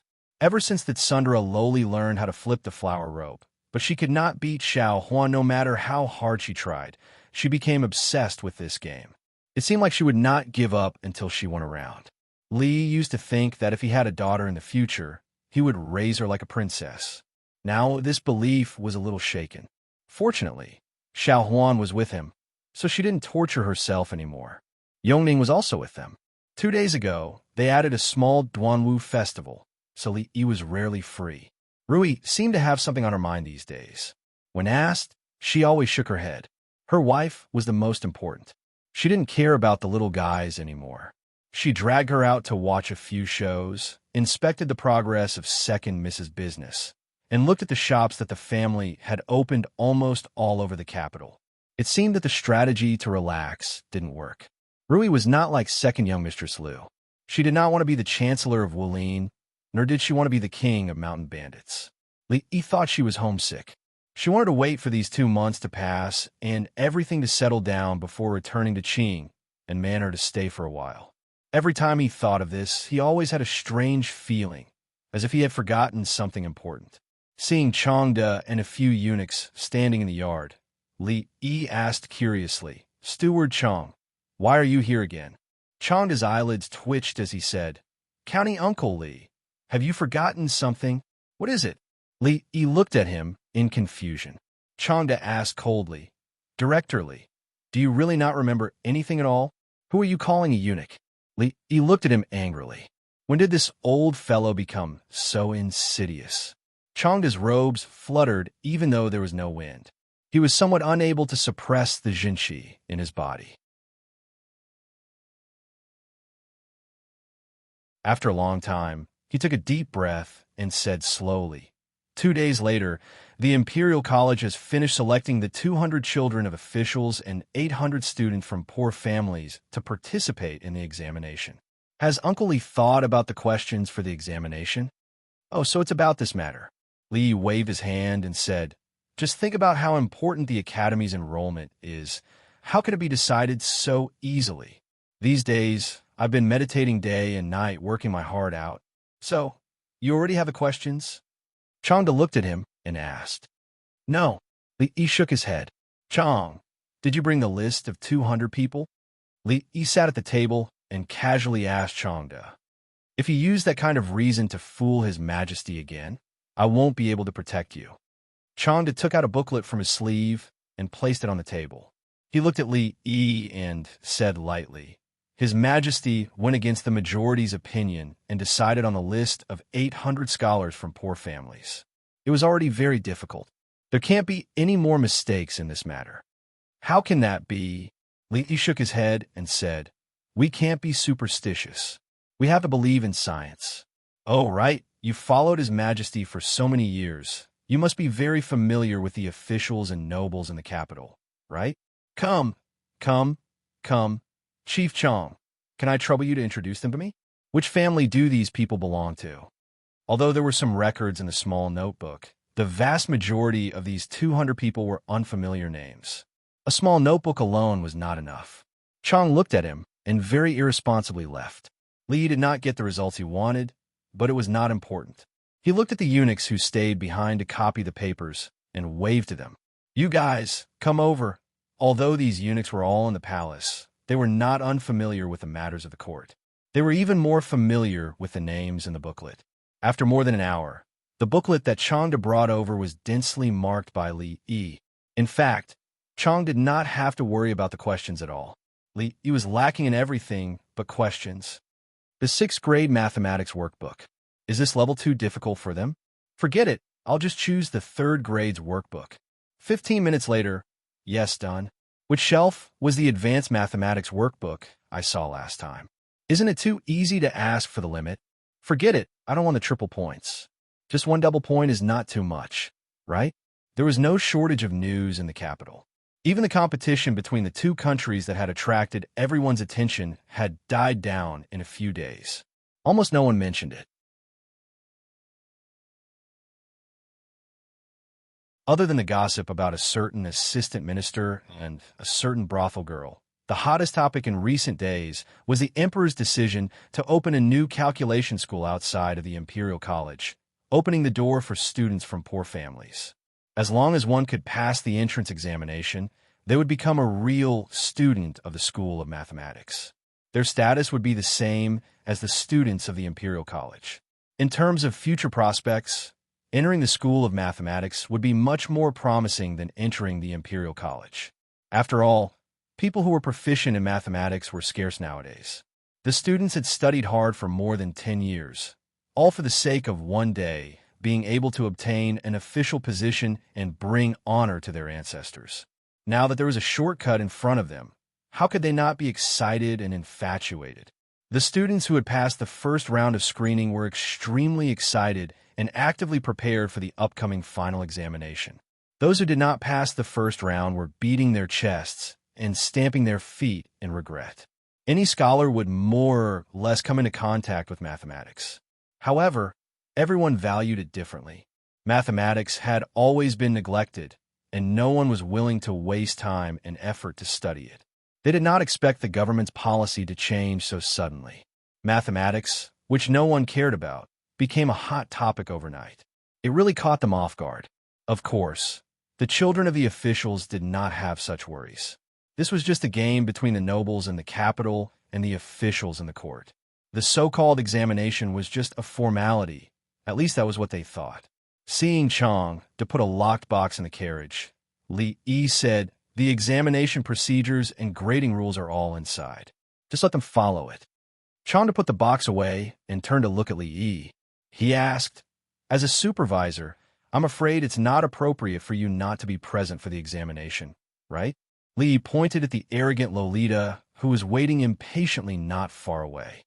He said, "It's not that I can't come, but I already promised to go fishing with Princess Shining today. Do you want to go talk to her? Let's go." Chang just simply turned around, flipped himself onto the horse, and lashed out with his whip without any hesitation.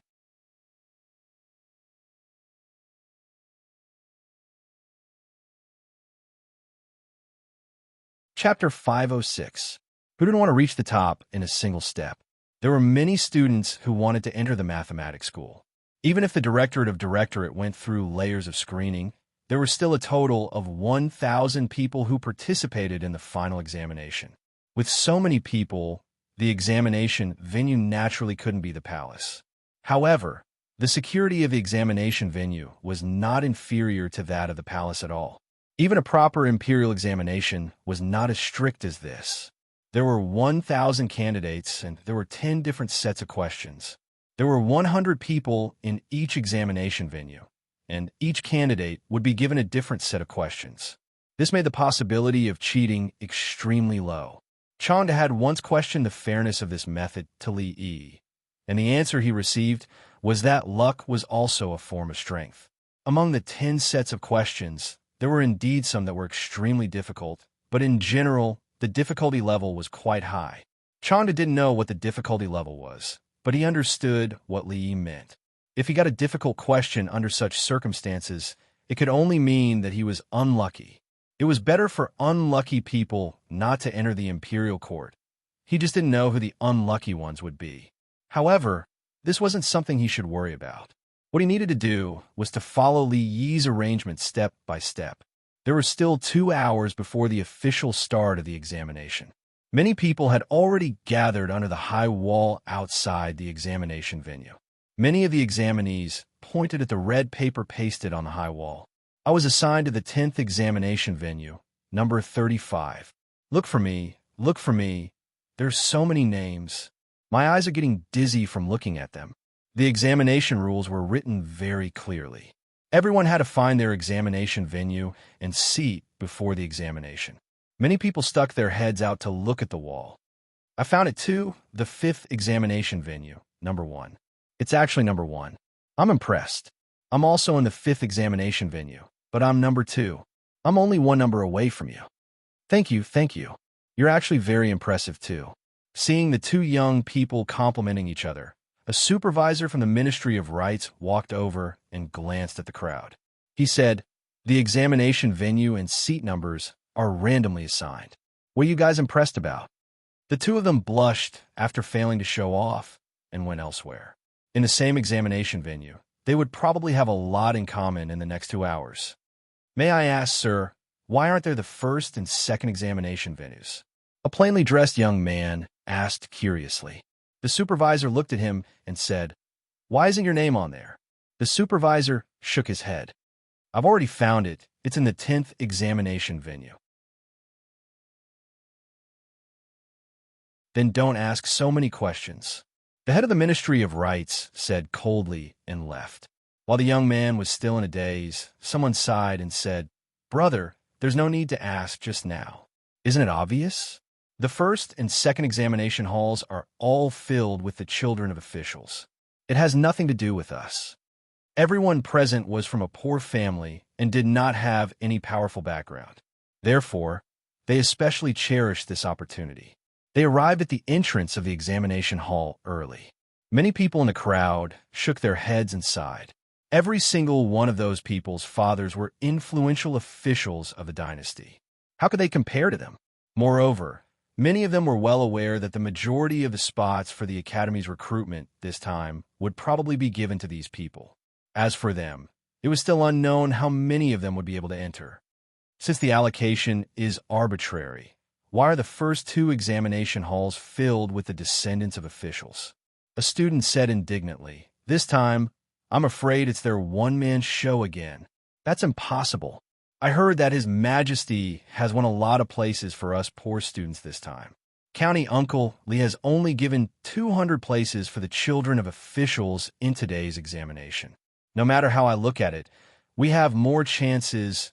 The people that the students from poor families were most grateful to were His Majesty and County Supervisor Lee of the School of Mathematics. His Majesty had been very kind to the students from poor families in recent years. His various decrees and measures had given hope to many scholars from poor families.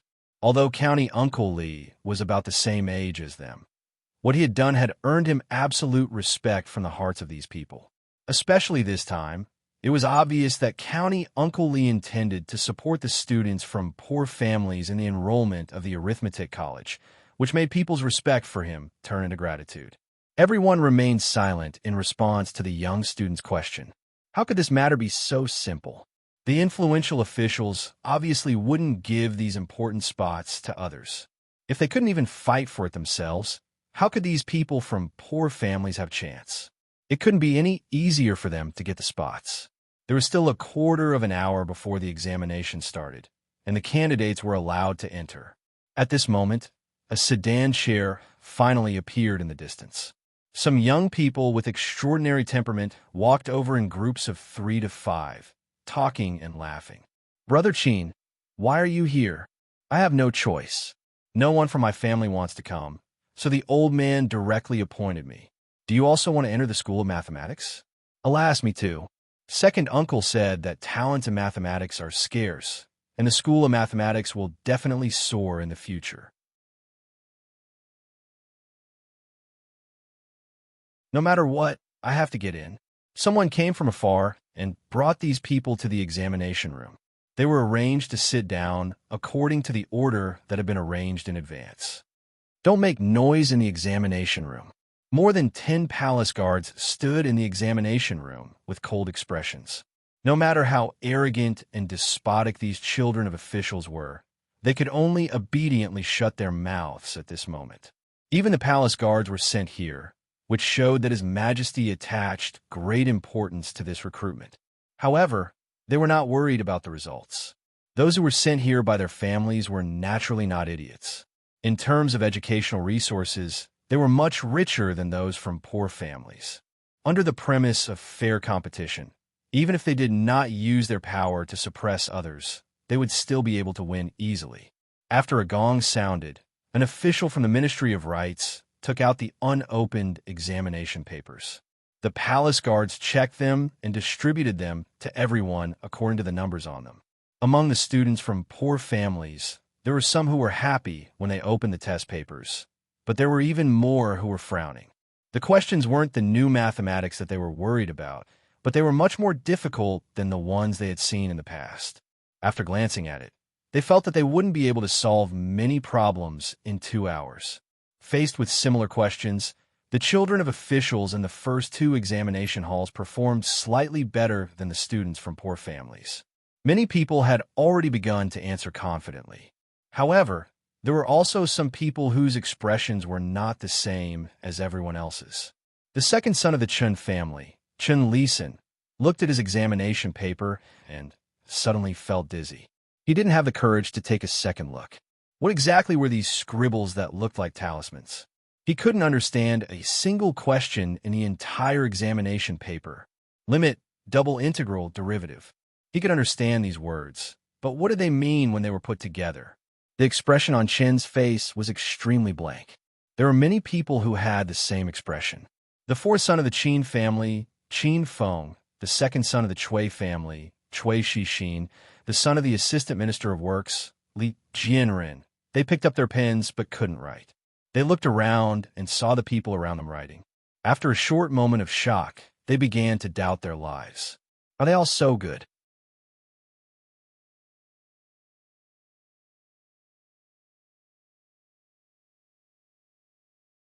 Chapter 507. Chen Lisan had been holding the pen for a quarter of an hour, but he was still unable to write. He angrily put down the pen in his hand and wondered if those people had memorized the answers in advance. Even the mathematics doctors of the Imperial College might not be able to solve these questions. He was not far from Qin Feng.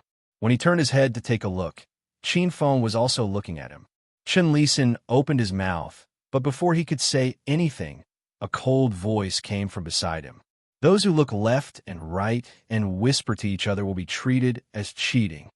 The palace guards in charge of maintaining the discipline of the examination hall did not care whether the other party was the son or grandson of a duke or minister.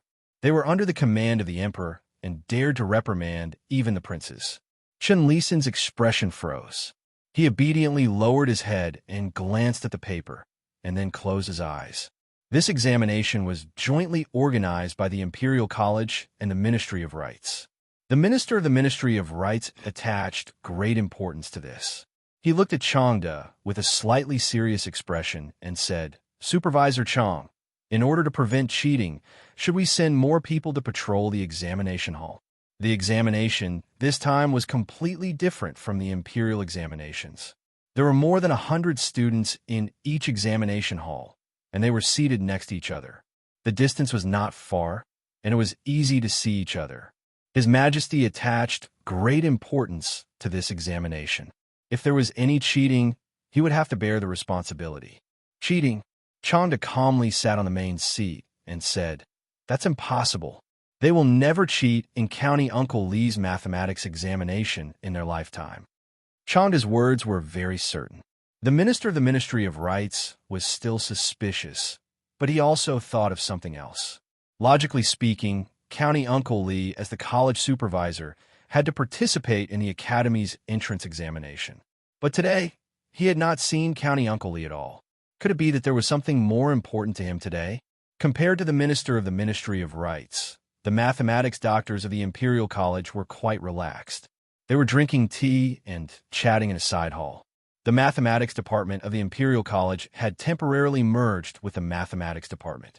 They would be teachers of the mathematics department in the future. Although they would still have to learn mathematics from County Uncle Lee for a period of time, they would not have to go through the examinations like the people outside. I wonder how difficult their exam questions are. A mathematics PhD said curiously. County Uncle Lee's questions had always been unique. If the questions this time were the same as the last exam for the Imperial College's mathematics students, then the school would not be able to fill the quota of 100 students. Another doctor walked to the side and said, "There are still a few test questions here." The exam questions were strictly confidential. Before the exam began, only Li Xianbun knew about it. The Imperial College doctor distributed several copies of the exam questions and took one for himself. Lord Li's question this time is quite standard. Although it's easier than last time, it won't be easy to answer all of them correctly. This time, it's only for the Academy's enrollment. Naturally, there won't be any strange questions. Lord Li also knows his limits. Looking at his colleagues, speaking with fervor and assurance, the other mathematics doctor in the corner looked a little stunned. What are they talking about? I don't understand them at all. The question was very simple. Could it be that he had gotten a fake test? "Sir Han," he said to a colleague beside him. That person turned around and asked, "Sir Wu, what's the matter? Let me have a look at your test paper."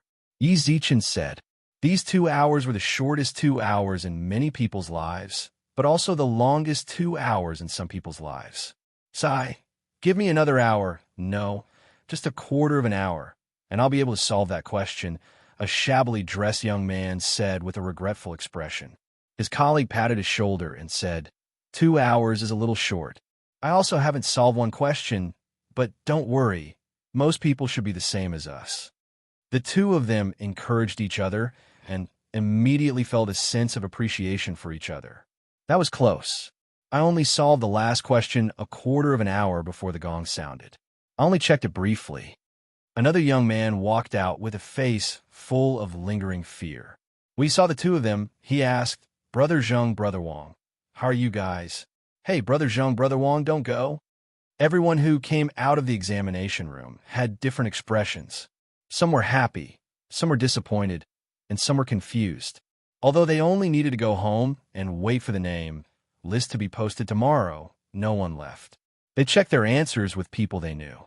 It didn't take long for them to discover something very surprising. That's not right. Why didn't I get this question? Are our test papers different? I didn't get any of the questions you two mentioned just now. Mine is the same as this brother's, I understand. Although the questions are different, the solutions are actually similar. If you know one, you will definitely know the other. There's no need to argue. The person who set the questions must have done this on purpose to avoid cheating. After understanding this, everyone began to look for their own groups. Not long after, small groups appeared outside the examination room. At this moment, people walked out of the 2 examination rooms in the front. Many of the people who walked out first had dispirited expressions on their faces. Sitting there bored for 2 hours was also very unbearable. These 2 hours, to them, were longer than a day. That limit, just as Chen Lisin opened his mouth, Qin Feng shook his head and said, "Don't talk about it. I don't understand it." That score never heard of it either. A few people gathered together and received the same answer. Not a single question was changed. The test papers were numbered. They didn't even need to write their names. The test papers were handed in the same way as they were handed out. I don't believe that they can answer all of them. Li Jianren slapped his thigh and stopped a person. Ma Jia, how many questions did you solve? He was from a family of generals, while scumbag Li's father was a civil official. The two of them usually didn't have much interaction. However, they were in a good mood today. The questions were just what they wanted. Ma Jia laughed and said, I answered all of them. Li Jianren was stunned. This second son of the Ma family had a reputation of being a horse stick. He was never good at studying. They couldn't even answer a single question. How could he solve all of them? It was simply the biggest joke in the world. Seeing that Li Jianren didn't believe him at all, Ma Jia snorted and said, if I answered the question about the transportation of troops and food incorrectly, wouldn't my father break my leg? After saying that, he glanced at Li Jianren with disdain and walked away. After being stunned for a moment, Li Jianren finally understood something.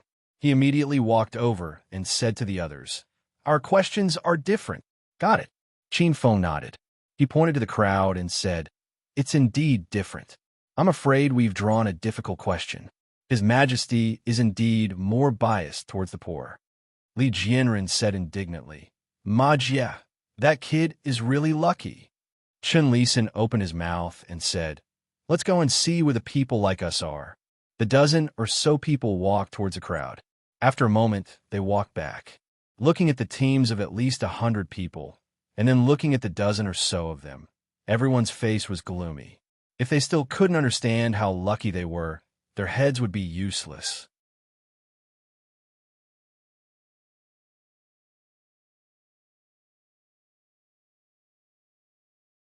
Chapter 508. This? Who can answer this? In the side hall, the mathematics professors of the Imperial College looked at each other with a test paper in their hands. County Uncle Li's attainments in mathematics were something that they could only look up to. He was also the supervisor of the College of Mathematics. The admission test was completed by him alone, so the mathematics department of the Imperial College could not intervene. However, if anything happened, the students would come to them first, not County Uncle Li. They were confused by this test paper. It would be an exaggeration to say that they were confused. In fact, they had no clue about the answers, let alone the students. If the students were to cause trouble, it would be troublesome. Young masters, you can't go in. Please allow me to inform them first. There was a commotion outside the door. Qin Feng, Chen Lisan, and the others waved away the servants at the door and strode in. What's the matter?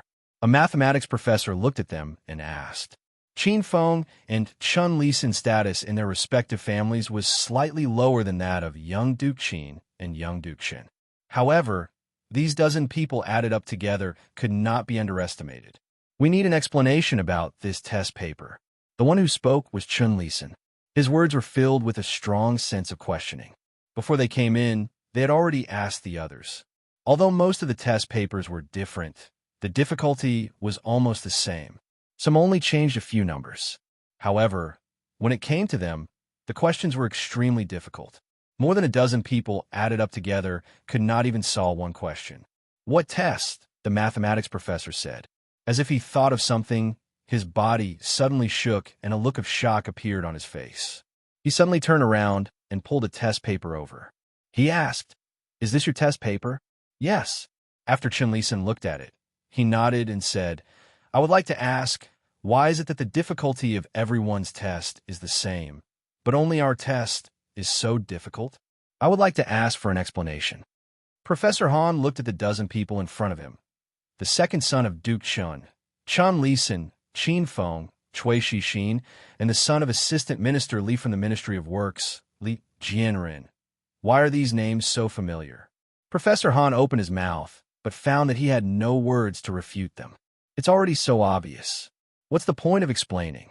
You don't even know that you're already very lucky to be able to participate in the exam today. Do you really think you can get into the Mathematics Academy? One of them lacks Earth of the 5 elements. One of them has a flawed character, and one of them is a lunatic. How can such people enter the school of divination? Who gave you the confidence to do so? With Lee County Earl here, even your names are wrong. I can't explain this to you, Professor Han said helplessly. Not far away, Changde, who had already noticed the abnormality, walked over with a frown. Princess Shawning probably lacked childhood. She could even yell and scream when she was fishing, let alone when she saw the slide and the rocking car for the first time. Her eyes lit up. Unfortunately, her luck didn't seem to be good. It had already been 2 hours, and even Yongning had caught a fish half the length of a finger with her small fishing rod. The arrogant Lolita still hadn't caught anything. If you're done playing, go back. Li walked out of a simple pergola and handed her a piece of iced watermelon. Although the weather wasn't hot, and there was a small shelter above her head to shade her from the sun, her hair was still a little wet after sitting outside for 2 hours.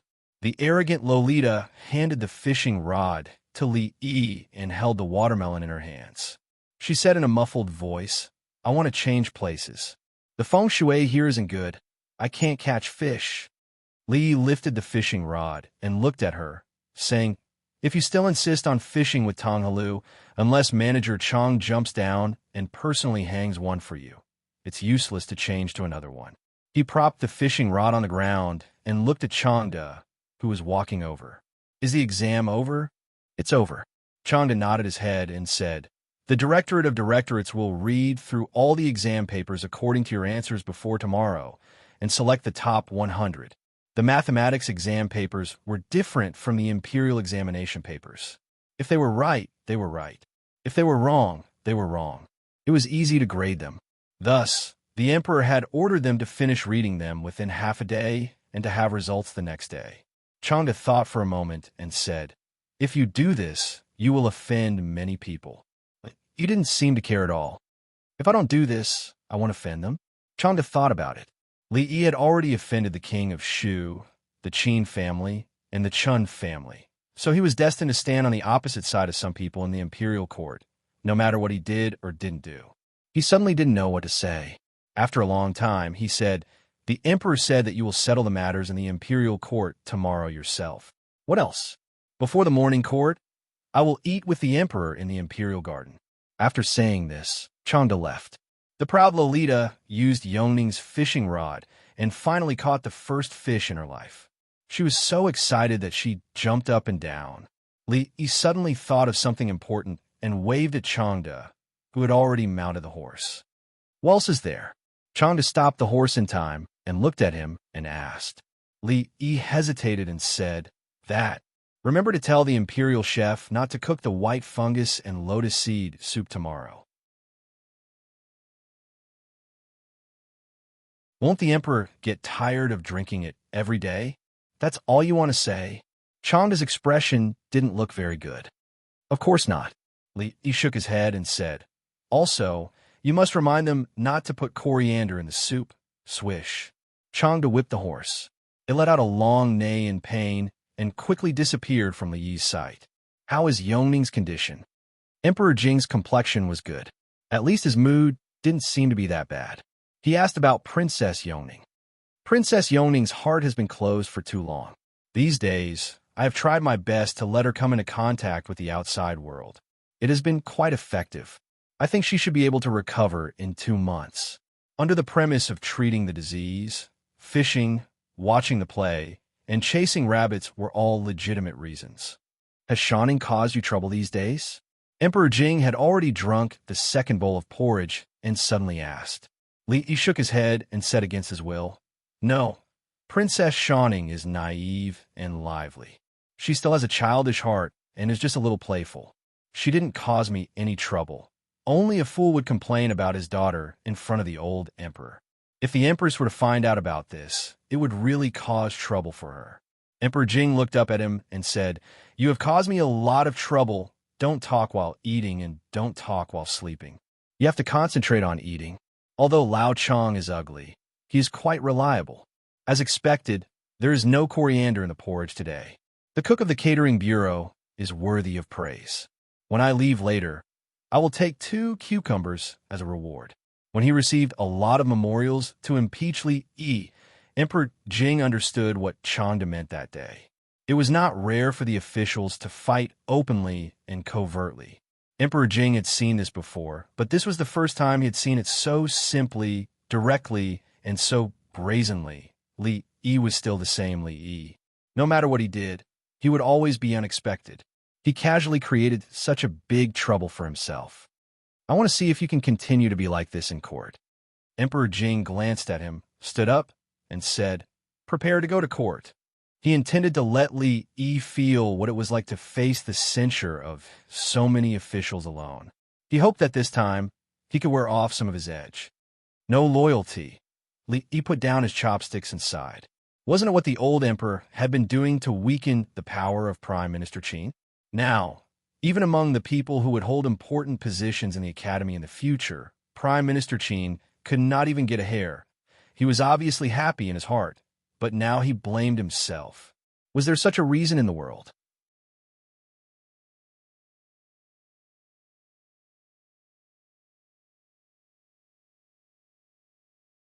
Chapter 509. Before becoming the dean of the School of Mathematics, Li Yi didn't have to attend court unless the old emperor specifically requested it. Although he was now the supervisor of the School of Mathematics, his sphere of influence was limited to the School of Mathematics. He could make all the decisions in the School of Mathematics. The old emperor didn't have to worry about the affairs of the School of Mathematics, and the affairs of the court had nothing to do with him. Therefore, there was no need for him to attend court. However, the old emperor was determined to let him feel what it was like to be attacked by so many court officials. There was no way to hide. The officials were already waiting in the hall, but the old emperor hadn't arrived yet. Li Yi yawned and stepped into the hall. He didn't even have time to take a nap these days because of Tsundere Lolita. His daily routine was messy, and he woke up too early, so he was a little sleepy. He found a pillar to lean against and took a short nap. Some officials who were closer to the door of the hall saw him, and they all had strange expressions on their faces. The Qin family, the Chun family, the Chui family, and all the nobles and court officials who had impeached him were all shut out of the School of Mathematics. His method was simple and crude. It was tantamount to announcing in front of the emperor and all the court officials that if you impeach me, I won't let you have a good time. What can you do about it? Today's court was bound to be a bloodbath. The furious king of Shu had probably already thought of a way to attack County Uncle Li. As for him, he was leaning against the pillar and sleeping during the court session. Many people were surprised and doubtful. Is there really nothing that County Uncle Li cares about? Li Yi was very concerned about the pillar of the political hall. It was too hard and uncomfortable to lean against, which affected the quality of his sleep. Just when he was about to fall asleep, Li Yi's shoulder suddenly sank. He woke up with a start. If it wasn't old General Shui and a few other old generals standing in front of him, he would definitely fight him to the death. Old General Shui patted him on the shoulder and said, "Why does the imperial court look so lifeless? Be more spirited." The red-faced old general curled his lips and said, "Old Shui, you still have the cheek to talk about this kid? When have you not leaned against the pillar and dozed off in court?" General Shui, General Ma, Li Yi cupped his hands and bowed to the old generals. After being patted by old General Shui, his shoulder felt a little numb, and the sleepiness that he had built up with great difficulty was gone. "We're on the same side. Don't be so polite." Old General Shui waved his hand. Last time, when he left his name in the military book, the few old fellows were very grateful to him. Although the military book was currently limited to the royal family and the family of generals and could not be widely spread, there would come a day when it would become famous. Although the few of them would not be able to leave their names in the world like the author of the military book, at least there would be people who would remember them. This was more than enough for these old generals who had fought their entire lives. "Kid, what you've done this time is to this old man's liking." Old General Shui looked at him and praised. "That bunch of rotten scholars like to play dirty in the dark, unlike us, the family of generals, who were so straightforward." The few old generals had always treated Li Yi as a disciple of the family of generals, but the red-faced general was not like old General Shui. He looked at Li Yi with a slightly serious expression and said, "Although this will vent your anger, it will also offend many people. You're still young and do not understand the pros and cons of this. Even His Majesty will be put in a difficult position.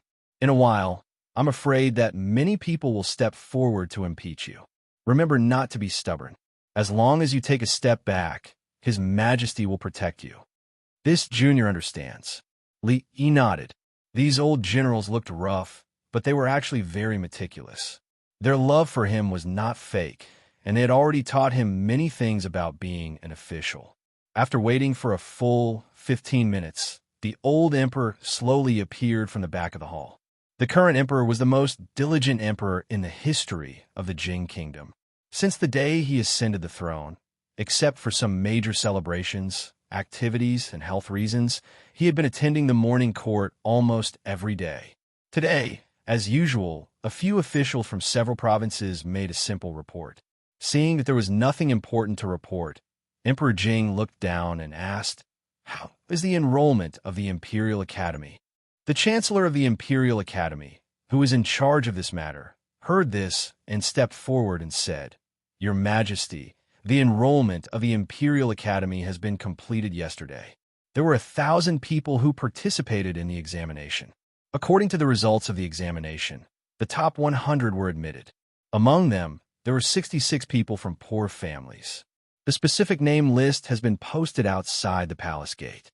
As soon as the Chancellor of the Imperial Academy said this, there was a sudden commotion among the officials. Among the 100 people, there were 66 people from poor families. Didn't that mean that there were only 34 people from the officials? Although the majority of the people who participated in the examination were from poor families, this result was still far beyond their expectations. Emperor Jing was also quite surprised by this result. These two numbers were more or less the same. Could it be that Li Yi deliberately made things difficult for the children of the officials? "Your Majesty, this official has a memorial." A voice suddenly came from the crowd.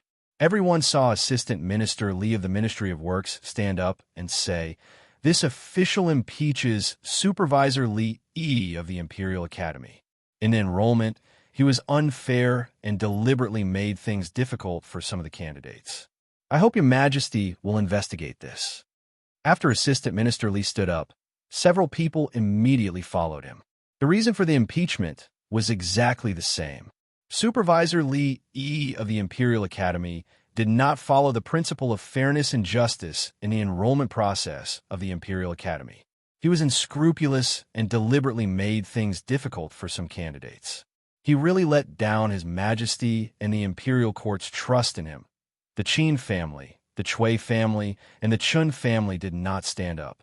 The officials immediately understood. What they wanted was obviously not to punish County Supervisor Li, but to fight for more benefits for them through this reason. Emperor Jing sat above and glanced around. He said, "Where is Li Yi?" There was no sound in the court. The officials turned their heads and looked around until an official couldn't help but reach out and push the young man leaning against the pillar. He whispered, "Supervisor Li, His Majesty is calling you." Li Yi covered his mouth and yawned. He quickly walked to the front and bowed. "This official is here." Emperor Jing looked at him and asked, "There are officials who impeached you for deliberately making things difficult for some of the candidates and being unfair in the enrollment of the Imperial Academy. Is this true?" This official was confused for a moment. Li Yi nodded. Assistant Minister Li of the Ministry of Works' hand froze in his sleeve. He originally wanted to take out the evidence after Li Yi denied it. He did not expect him to admit it so easily, which disrupted his next plan. Many officials shook their heads. County Supervisor Li was still too young. He only did things on impulse.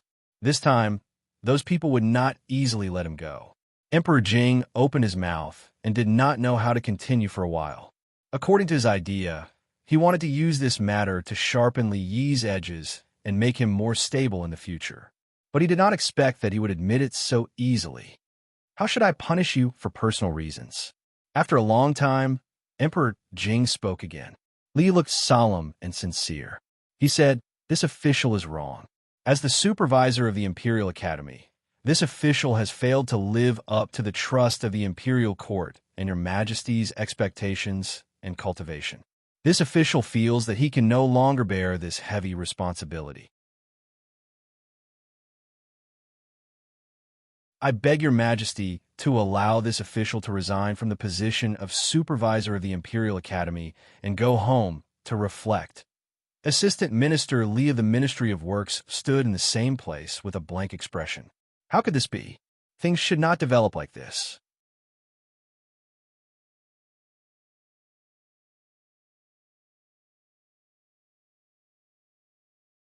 Chapter 510. After learning that their children were deliberately made difficult by Li Yi, the supervisor of the arithmetic college, the first reaction of these powerful officials was naturally anger.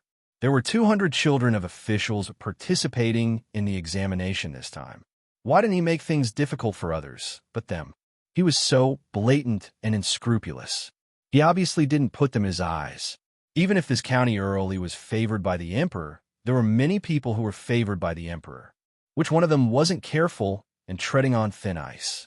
It was the first time that they saw someone being so arrogant because of the emperor's favor. However, although they were angry, this matter was not a bad thing for them, although it was a little embarrassing. He broke the rules like this. Even His Majesty couldn't protect and condone him indefinitely. At that time, everyone in the imperial court would collectively make things difficult for him. Maybe they could grasp some more chips in the arithmetic college. However, no one expected that County Earl Li Yi's attitude of admitting his mistake was so sincere. He didn't resist and didn't defend himself. He was wrong, so he resigned. Compared with those who, after making a mistake, walked around and used all kinds of means to avoid trouble, County Earl Li was simply an example of the officials. But why couldn't they help but want to scold him? Why did His Majesty set up another arithmetic college outside of the Imperial College? Why was County Earl Li the supervisor instead of others? It was because in the whole Jing Kingdom, no one understood the new mathematics except him. If he resigned, the arithmetic college would be useless. Looking at the several people standing in front of them, who were just impeaching County Earl Li, but now became speechless, many officials sighed in their hearts. County Earl Li obviously didn't care about the position of the supervisor of the arithmetic college. The reason why today's matter happened was because of their impeachment a few days ago. The situation in the imperial court at that time was so similar to today. Now, his attitude was also very clear. Either you go or I go. You can impeach him slowly. I'll go back first. And everyone had a strange feeling that he seemed to be looking forward to his resignation. Jingdi's eyes twitched. He took a deep breath, forced himself to calm down, and said, "So, you admit that you deliberately made things difficult for the examinees?" Li shook his head and said, "That set of test papers was used by me to select students with the greatest talent in mathematics. I have high hopes for these students. If they can solve one of the questions, I will definitely enroll them into the School of Mathematics and seriously train them. I didn't think it through. I didn't expect it to have such serious consequences. I don't have the face to stay in the School of Mathematics anymore." "Your Majesty, please allow me to resign." These words were spoken with extreme sincerity. Naturally, the officials did not believe him. This was too much of a coincidence. The people who received the difficult questions were all people who had offended him before. Who would believe that this wasn't revenge? But even if they didn't believe him, they couldn't expose him. If Li Xianbo resigned, what would be the point of the existence of the Mathematics College? Who would train excellent mathematicians for the country? Their families had already been recruited by the Mathematics College. Wouldn't they have taken the test in vain? At this time, a director professor suddenly stood up and bowed. He said, "Your Majesty, Magistrate Li is eager to seek talents. Everything he did was for the sake of our Jing Kingdom. If he is punished because of this, won't it disappoint the officials in the court?" Magistrate Han is right. This matter can't be blamed on Magistrate Li. Another director professor immediately stood up. Once the Mathematics College was gone, the heavy burden would be on their shoulders. This was absolutely unacceptable. "Your Majesty, I agree." Another official stood up. Magistrate Li is dedicated to recruiting talents for the country. What's wrong with that? Suddenly, there were many voices in the court. Those officials all tried to persuade Magistrate Li. Their opinions were surprisingly unanimous. County Magistrate Li was not wrong to want to select high-level talents for the country. Was it wrong? Before the court, they had already seen the list of students from the Mathematics College. Their sons and nephews were impressively on the list. The Mathematics College was a good place. The Ministry of Revenue, Ministry of Works, many important departments in the court were short of mathematicians. The emperor attached great importance to the newly established Mathematics College. It wouldn't be long before there would be a reform in the court. At that time, those who graduated from the Mathematics College would be in high demand. At this time, how could the superintendent of the Mathematics College resign? In the imperial court, the winds changed abruptly. Those who had accused Li Yi just now retreated silently and did not speak again. Obviously, neither the officials nor the emperor would think that a few spoiled brats were more important than the superintendent of the Mathematics College. In other words, they would definitely suffer this loss. What a good way to advance by retreating. Prime Minister Qin walked out of the palace gate and praised. But what about Feng Er? A man next to Prime Minister Qin hesitated and said, "It has already been arranged." When he comes out of the Mathematics College, Prime Minister Qin waved his hand and said, "The list has already been posted. How can it be changed so easily? What will the poor scholars who entered the Mathematics College think? What will the people of the world think?" The man was speechless. He fiercely punched the wall and said, "How can he be so brazen? I'm afraid that the emperor also wants this."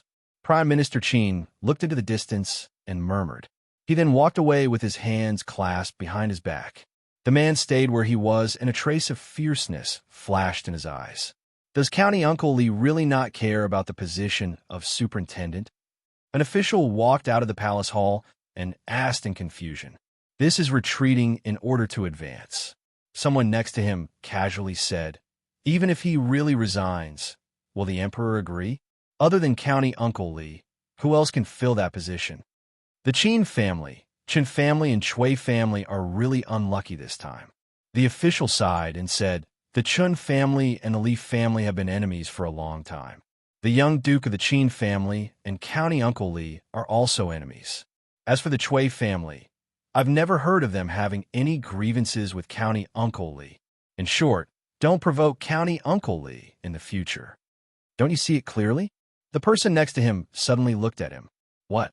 The official looked puzzled. "The King of Shu."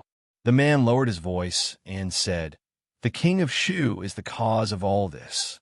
The official was stunned for a while, and his face suddenly changed. "It's impossible. He is young and has no background. How can he participate in such a big event? Moreover, I've never heard of him and is certain. I heard that the emperor will also put several princes in the College of Mathematics to study together." Hearing this news, the official suddenly stopped talking. It seemed that he thought of something terrible, and his face turned pale. Jin, without any background, His Majesty was his biggest background. This time, he deliberately targeted a powerful official who was close to the King of Shu, but His Majesty didn't care about it all. Instead, His Majesty played down the matter, which made the courtiers start to wonder which one was His Majesty's biological son, the King of Shu or County Early. No matter who participated in the fight for the throne, he usually didn't have a good ending, provided that he could bet on the right person. The Qin family, the Chui family, the Chen family, and some powerful officials obviously bet on the King of Shu. As for County Uncle Li, who was extremely favored by the emperor, it was very scary to think about it. Before this, the officials almost fought with each other to get a place in the College of Mathematics, which showed its importance. However, for some unspeakable reason, County Uncle Li, as the supervisor of the College of Mathematics, excluded all the people who were related to the King of Shu from the College of Mathematics. One of the officials suddenly realized that he seemed to have discovered something extraordinary.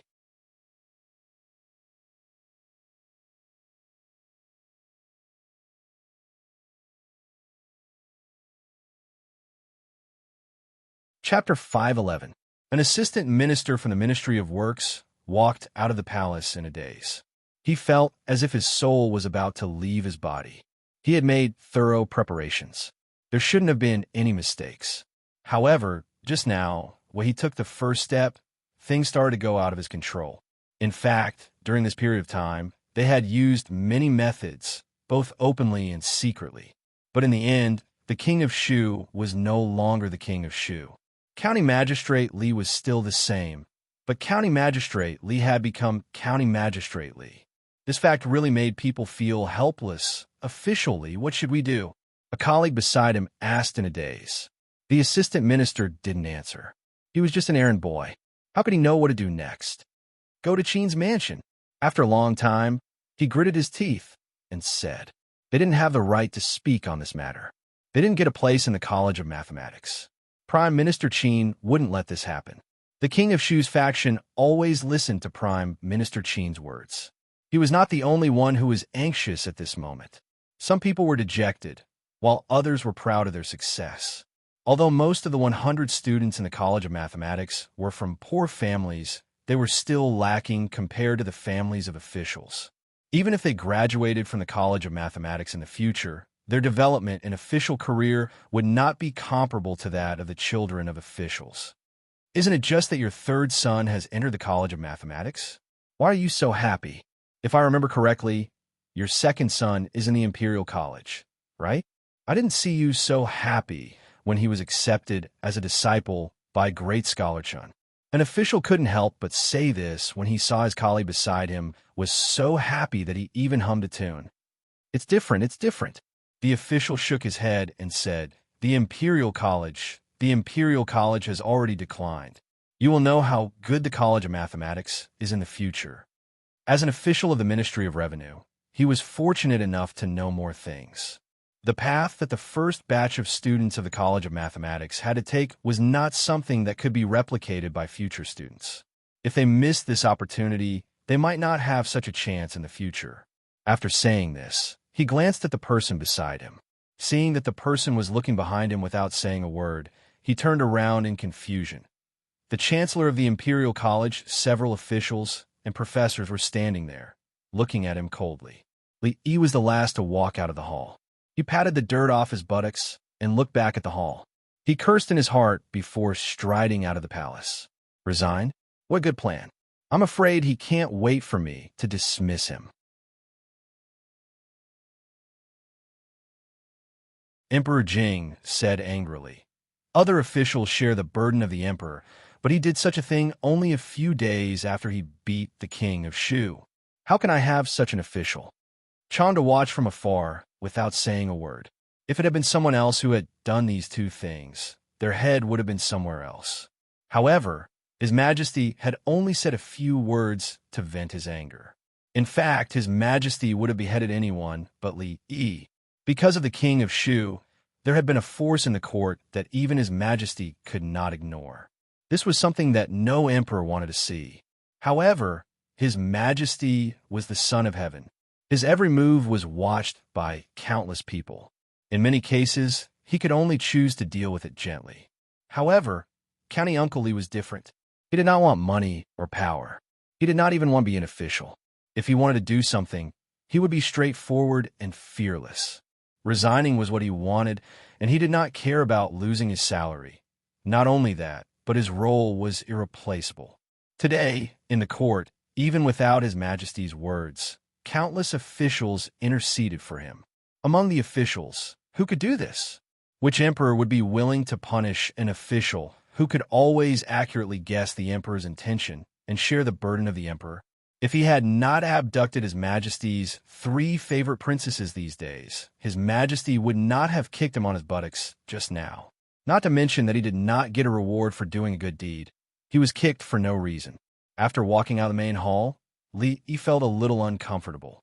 He did not let those people enter the college because he did not want to cultivate talents for the king of Shu. The old emperor did not want a certain group to continue to grow. Everyone had the same goal, so they should help each other and work together. Those who got benefits and burned the bridge after crossing the river were all bastards. A figure suddenly jumped out from a corner and tugged at his sleeve, saying, "Let's continue shopping and listening to the opera today. I finished reading the comic strips last time, and I want to buy some new ones. Also, I want the windmill that can spin in Yongning." Father Emperor asked the craftsman in the Ministry of Works to make it. "But compared to the ugly one in your house, I want." "Well, After the old tormented him, the young tormented him. Princess Shining was even worse. The double torture of body and mind made Li Yi feel that his life was dark. The arrogant Lolita wanted to go out of the palace, but she could not do it alone. She must be accompanied by Princess Royal. You have offended too many people this time. Be careful in the future and bring more guards with you when you go out. Li Yi turned to look at her and asked, "Is assassination also popular in the capital?" It's never wrong to be careful, and Mingda said, "You have never been in officialdom, so you don't know that they will do anything for their own interests. If they used other dirty tricks, Li Yi might not know how to deal with them." But he did not have to worry about assassination at all. Outsiders with unknown identities could not even get within 10 feet of the Count's mansion. If one came, one would die. If two came, two would die. When he went out, there was no lack of masters in the palace. He was not afraid, even if a grandmaster came. So why should he worry about his safety?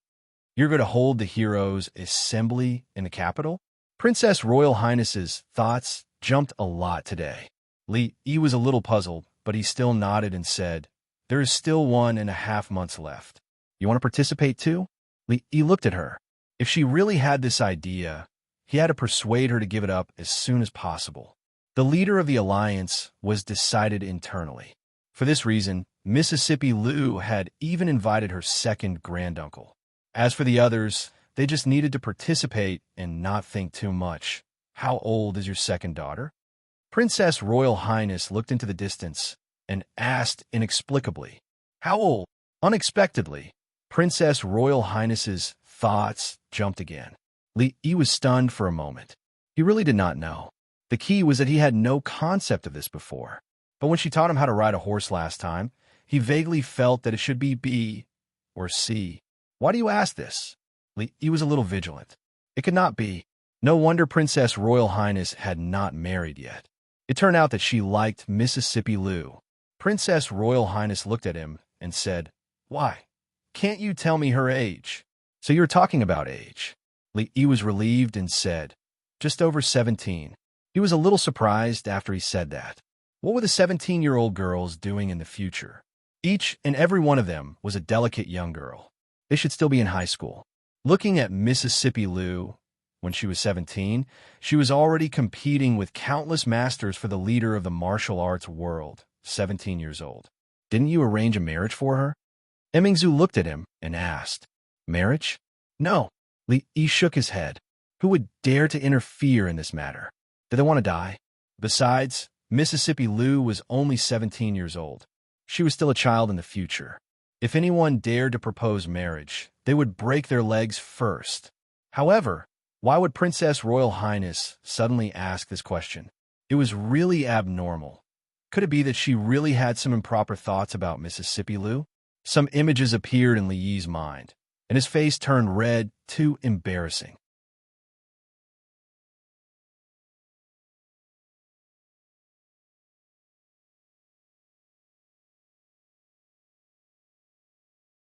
Chapter 512.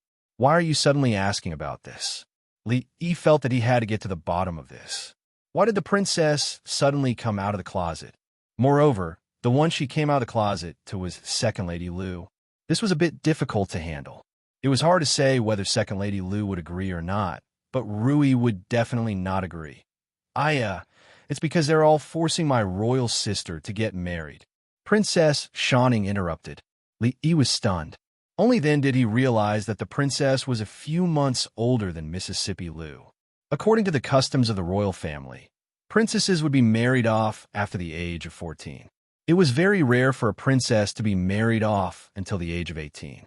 The reason why she returned to the capital early from Qing'an Prefecture was because she was seen by the censor. The entire censorate was in an uproar, and at the same time, her marriage was put on the table. However, when Li Yi came to the capital, the matter had already been suppressed. It seemed that it was being brought up again now.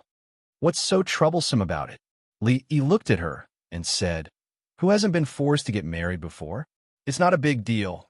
Thinking back to the time when he had to deal with his mother who was forcing him to get married, he had used all sorts of methods.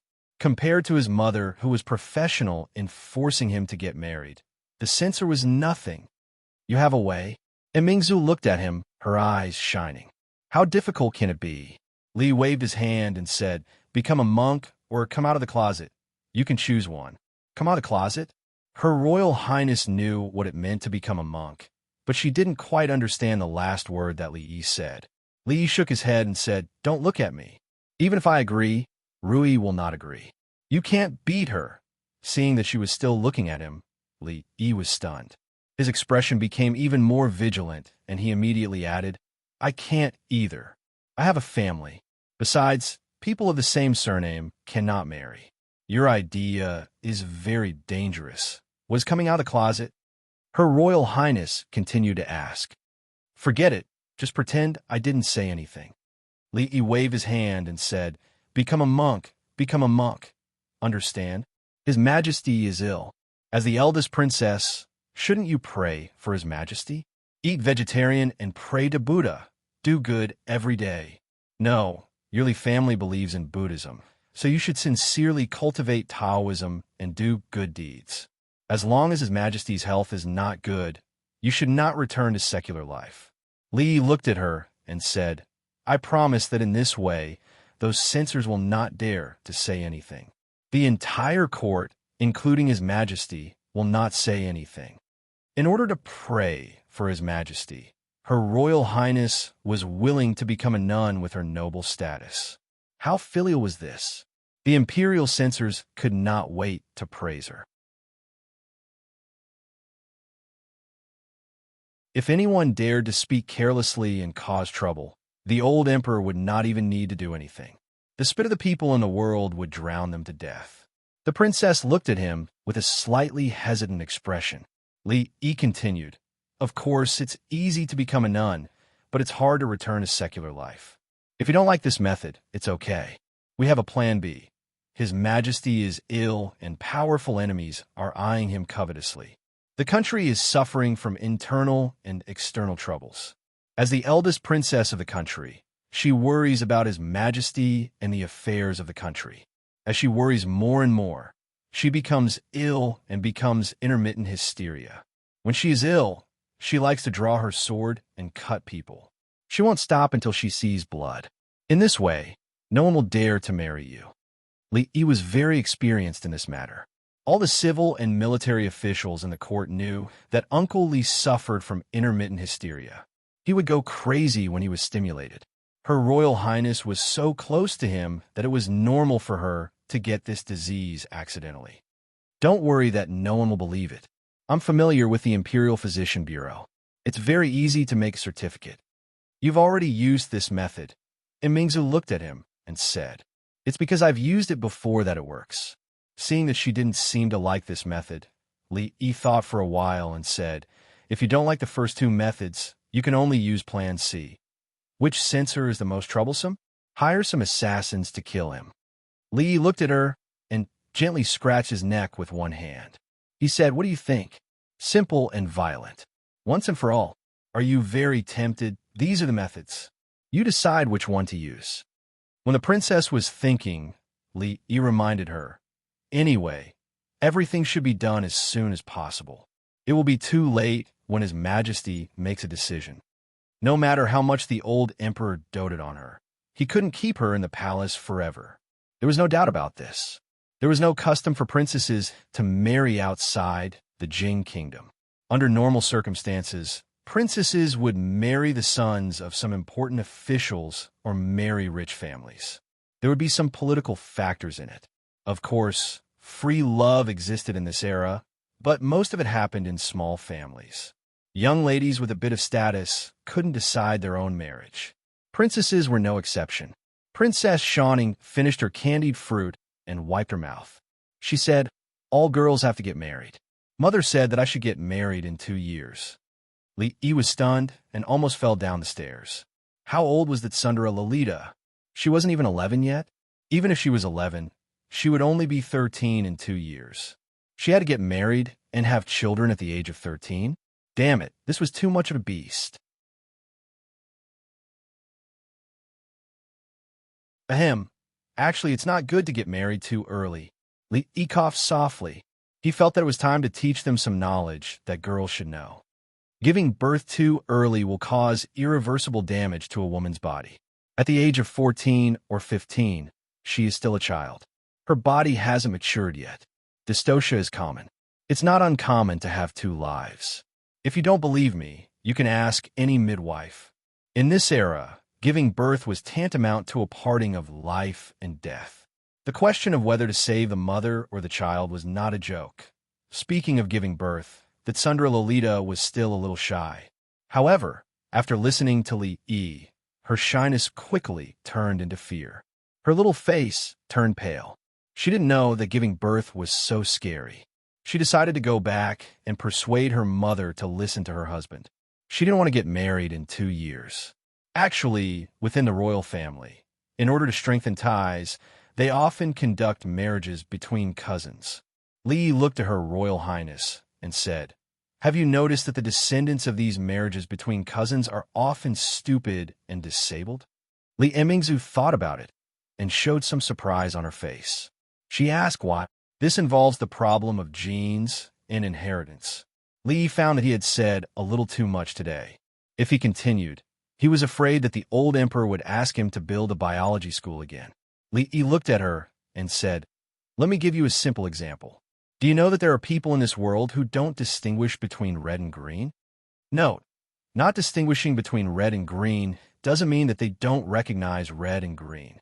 This is a misunderstanding that many people have about red and green colorblindness, from an author who has been professionally colorblind for 20 years. Li Mingzi nodded and said, "It's not a secret in the capital that Prince Cheng and Princess Cheng don't distinguish between red and green." Since she knew that there was such a thing, then the problem of inheritance was easily explained. For the time being, we will call the disease of not distinguishing between red and green colorblindness.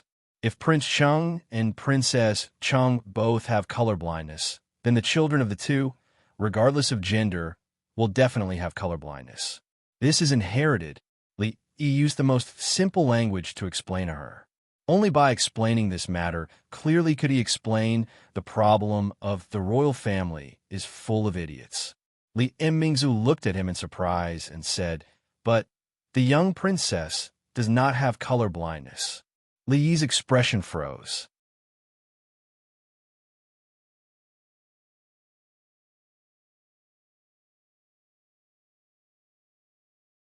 Chapter 5:13.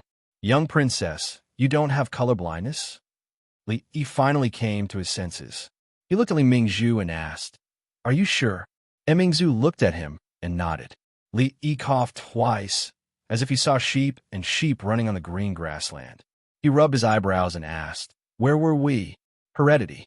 The princess reminded him. "Oh, heredity. Let's talk about heredity next time. I'm a bit confused now."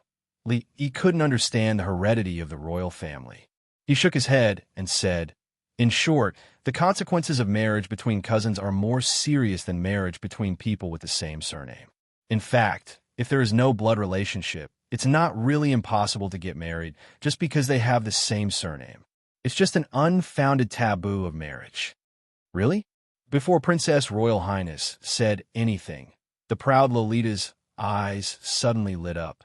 Li glanced at her and didn't know what she was happy about. "Is it really so dangerous to get married too early?" Mingzhu looked at him with an incredulous expression. Li looked at her and said, "In fact, you just need to go to the Imperial Physician's Bureau and you will know the mortality rate of women giving birth nowadays. A major reason is that the childbearing age is too young. The pelvis is not fully grown, so the fetus can't give birth smoothly. Often, 2 lives are lost." He was not exaggerating. There was data that showed that the mortality rate of pregnant women in ancient times was 30 to 40%. Giving birth was no less than a separation of life and death. Of course, there were reasons for this, such as the underdeveloped medical level and poor awareness of hygiene. But early marriage and early childbearing was definitely the most important factor. However, the national conditions were like this. The people thought that having more children would bring more blessings. The officials wanted to improve their performance. If they didn't want to have children, they would help them. The king wanted more people, so the legal age of marriage was lowered again and again. Under such a major premise, if women in the Jin kingdom were still unmarried at the age of 17 or 18, what would happen? Li Yi couldn't change this kind of thing, but her royal highness was different. She was a woman and the eldest princess of the Jin kingdom. Her mother was the current empress, the chairwoman of the Women's Federation and the chairwoman of the Women's Committee of the Jin kingdom. She was the motherly model of the world. It was their responsibility to seek for the welfare of women. That's right, his underwear store was about to open. Should he send a few pieces to the palace to set the trend? I'm one of the Imperial Physicians' Bureau now. Li's words made her extremely frightened, so she stopped and said, I'm not leaving the palace.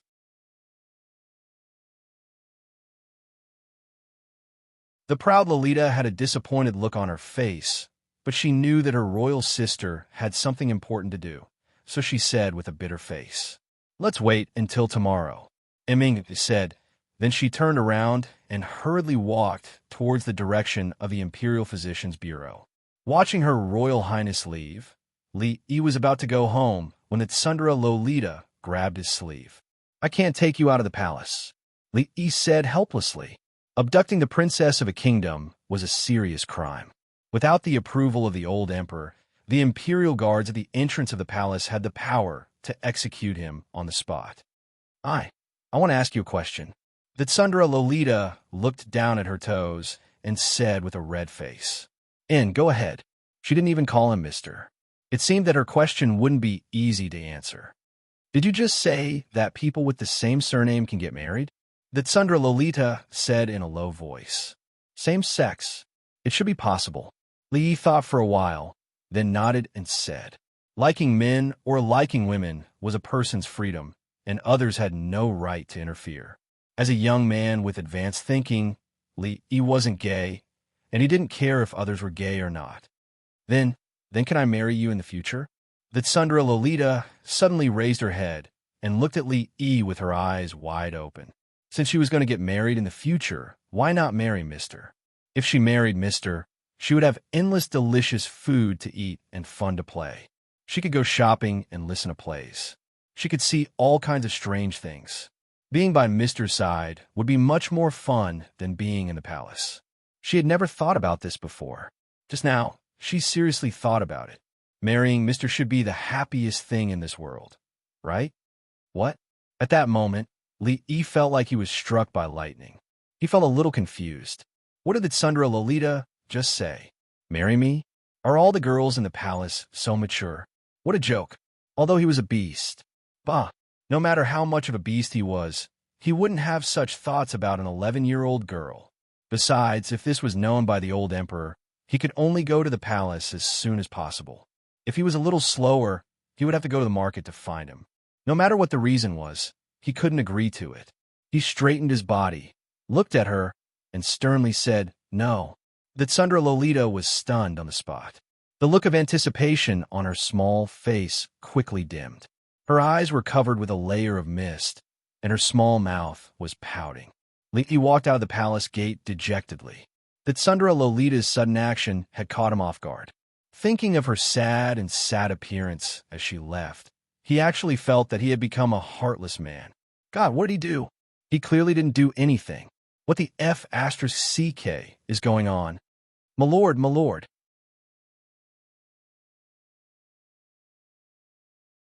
Lu Yi stood at the palace gate and watched official Li walk in front of him. He called out to him several times, but he didn't look back. Lu Yi scratched his head in puzzlement, turned around, and stepped into the palace gate. Not far from the palace gate, there were countless young people dressed as scholars standing under a high wall. Their exclamations were endless. There's me. I'm on a list. I can enter the Academy of Mathematics." A skinny young man in plain clothes suddenly fell to the ground after shouting a few times. He was foaming at the mouth. The crowd hurriedly carried him away to the nearest clinic. In the crowd, a young man waved his folding fan and sighed. "We study and cultivate. It's just a small matter. How could it end up like this? How sad. Brother Chun." A person beside him looked at the red list and said with a trembling voice, "What's the matter? The young man put away his folding fan and asked indifferently, "Brother Chun, you're on the list. You're on the list. You're ranked 10th. The young man's companion turned around excitedly, but found that Brother Chun had already disappeared. He asked doubtfully, Brother Chun, Brother Chun? When he looked down, he was suddenly shocked and shouted, Brother Chun, what's wrong with you? Someone, come quickly." The admission examination of the Academy of Mathematics had just ended yesterday, and the results had already been announced today. This time, the Academy of Mathematics had enrolled a total of 100 people. Among them, 66 were scholars from poor families, and 34 were descendants of officials. This was far beyond their expectations. Whether it was the imperial examination or other examinations, when did scholars from poor families surpass these people? Could it be that the spring that belonged to the poor families was finally coming? The examination questions were set by County Uncle Lee. As the supervisor of the Academy of Mathematics, County Uncle Lee not only took care of them on the examination questions, but also threatened to resign in the imperial court to ensure that enough scholars from poor families could enter the Academy of Mathematics. To them, this was a great kindness. Although this County Uncle Lee was about the same age as them, many people actually respected and admired him before this. At this moment, countless scholars from poor families thought of the County Uncle Lee that they had never met before, and they bowed in a certain direction at the same time. In the courtyard of the Lee mansion, Xiao Huan held her chin with one hand and looked at her son-in-law, who had been unhappy for a long time. She couldn't help but worry in her heart. Li Yi hadn't recovered from the shock brought by the Tsundere Lolita.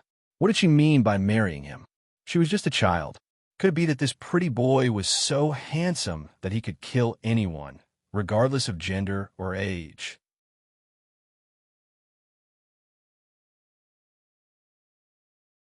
Xiao Huan. He turned around and looked at the little servant girl. Son-in-law, I'm here. Xiao Huan was refreshed and immediately sat up straight. Son-in-law is very likable, isn't he? Li looked at her and asked seriously.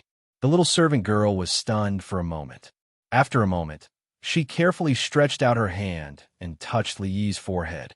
After withdrawing her hand, she immediately turned around and ran back to the room. Miss, it's bad. Son-in-law is sick. That you're tuning in to the Romance Rendezvous YouTube channel. We're so grateful for your support, and don't forget to subscribe to join us on this incredible journey through captivating stories.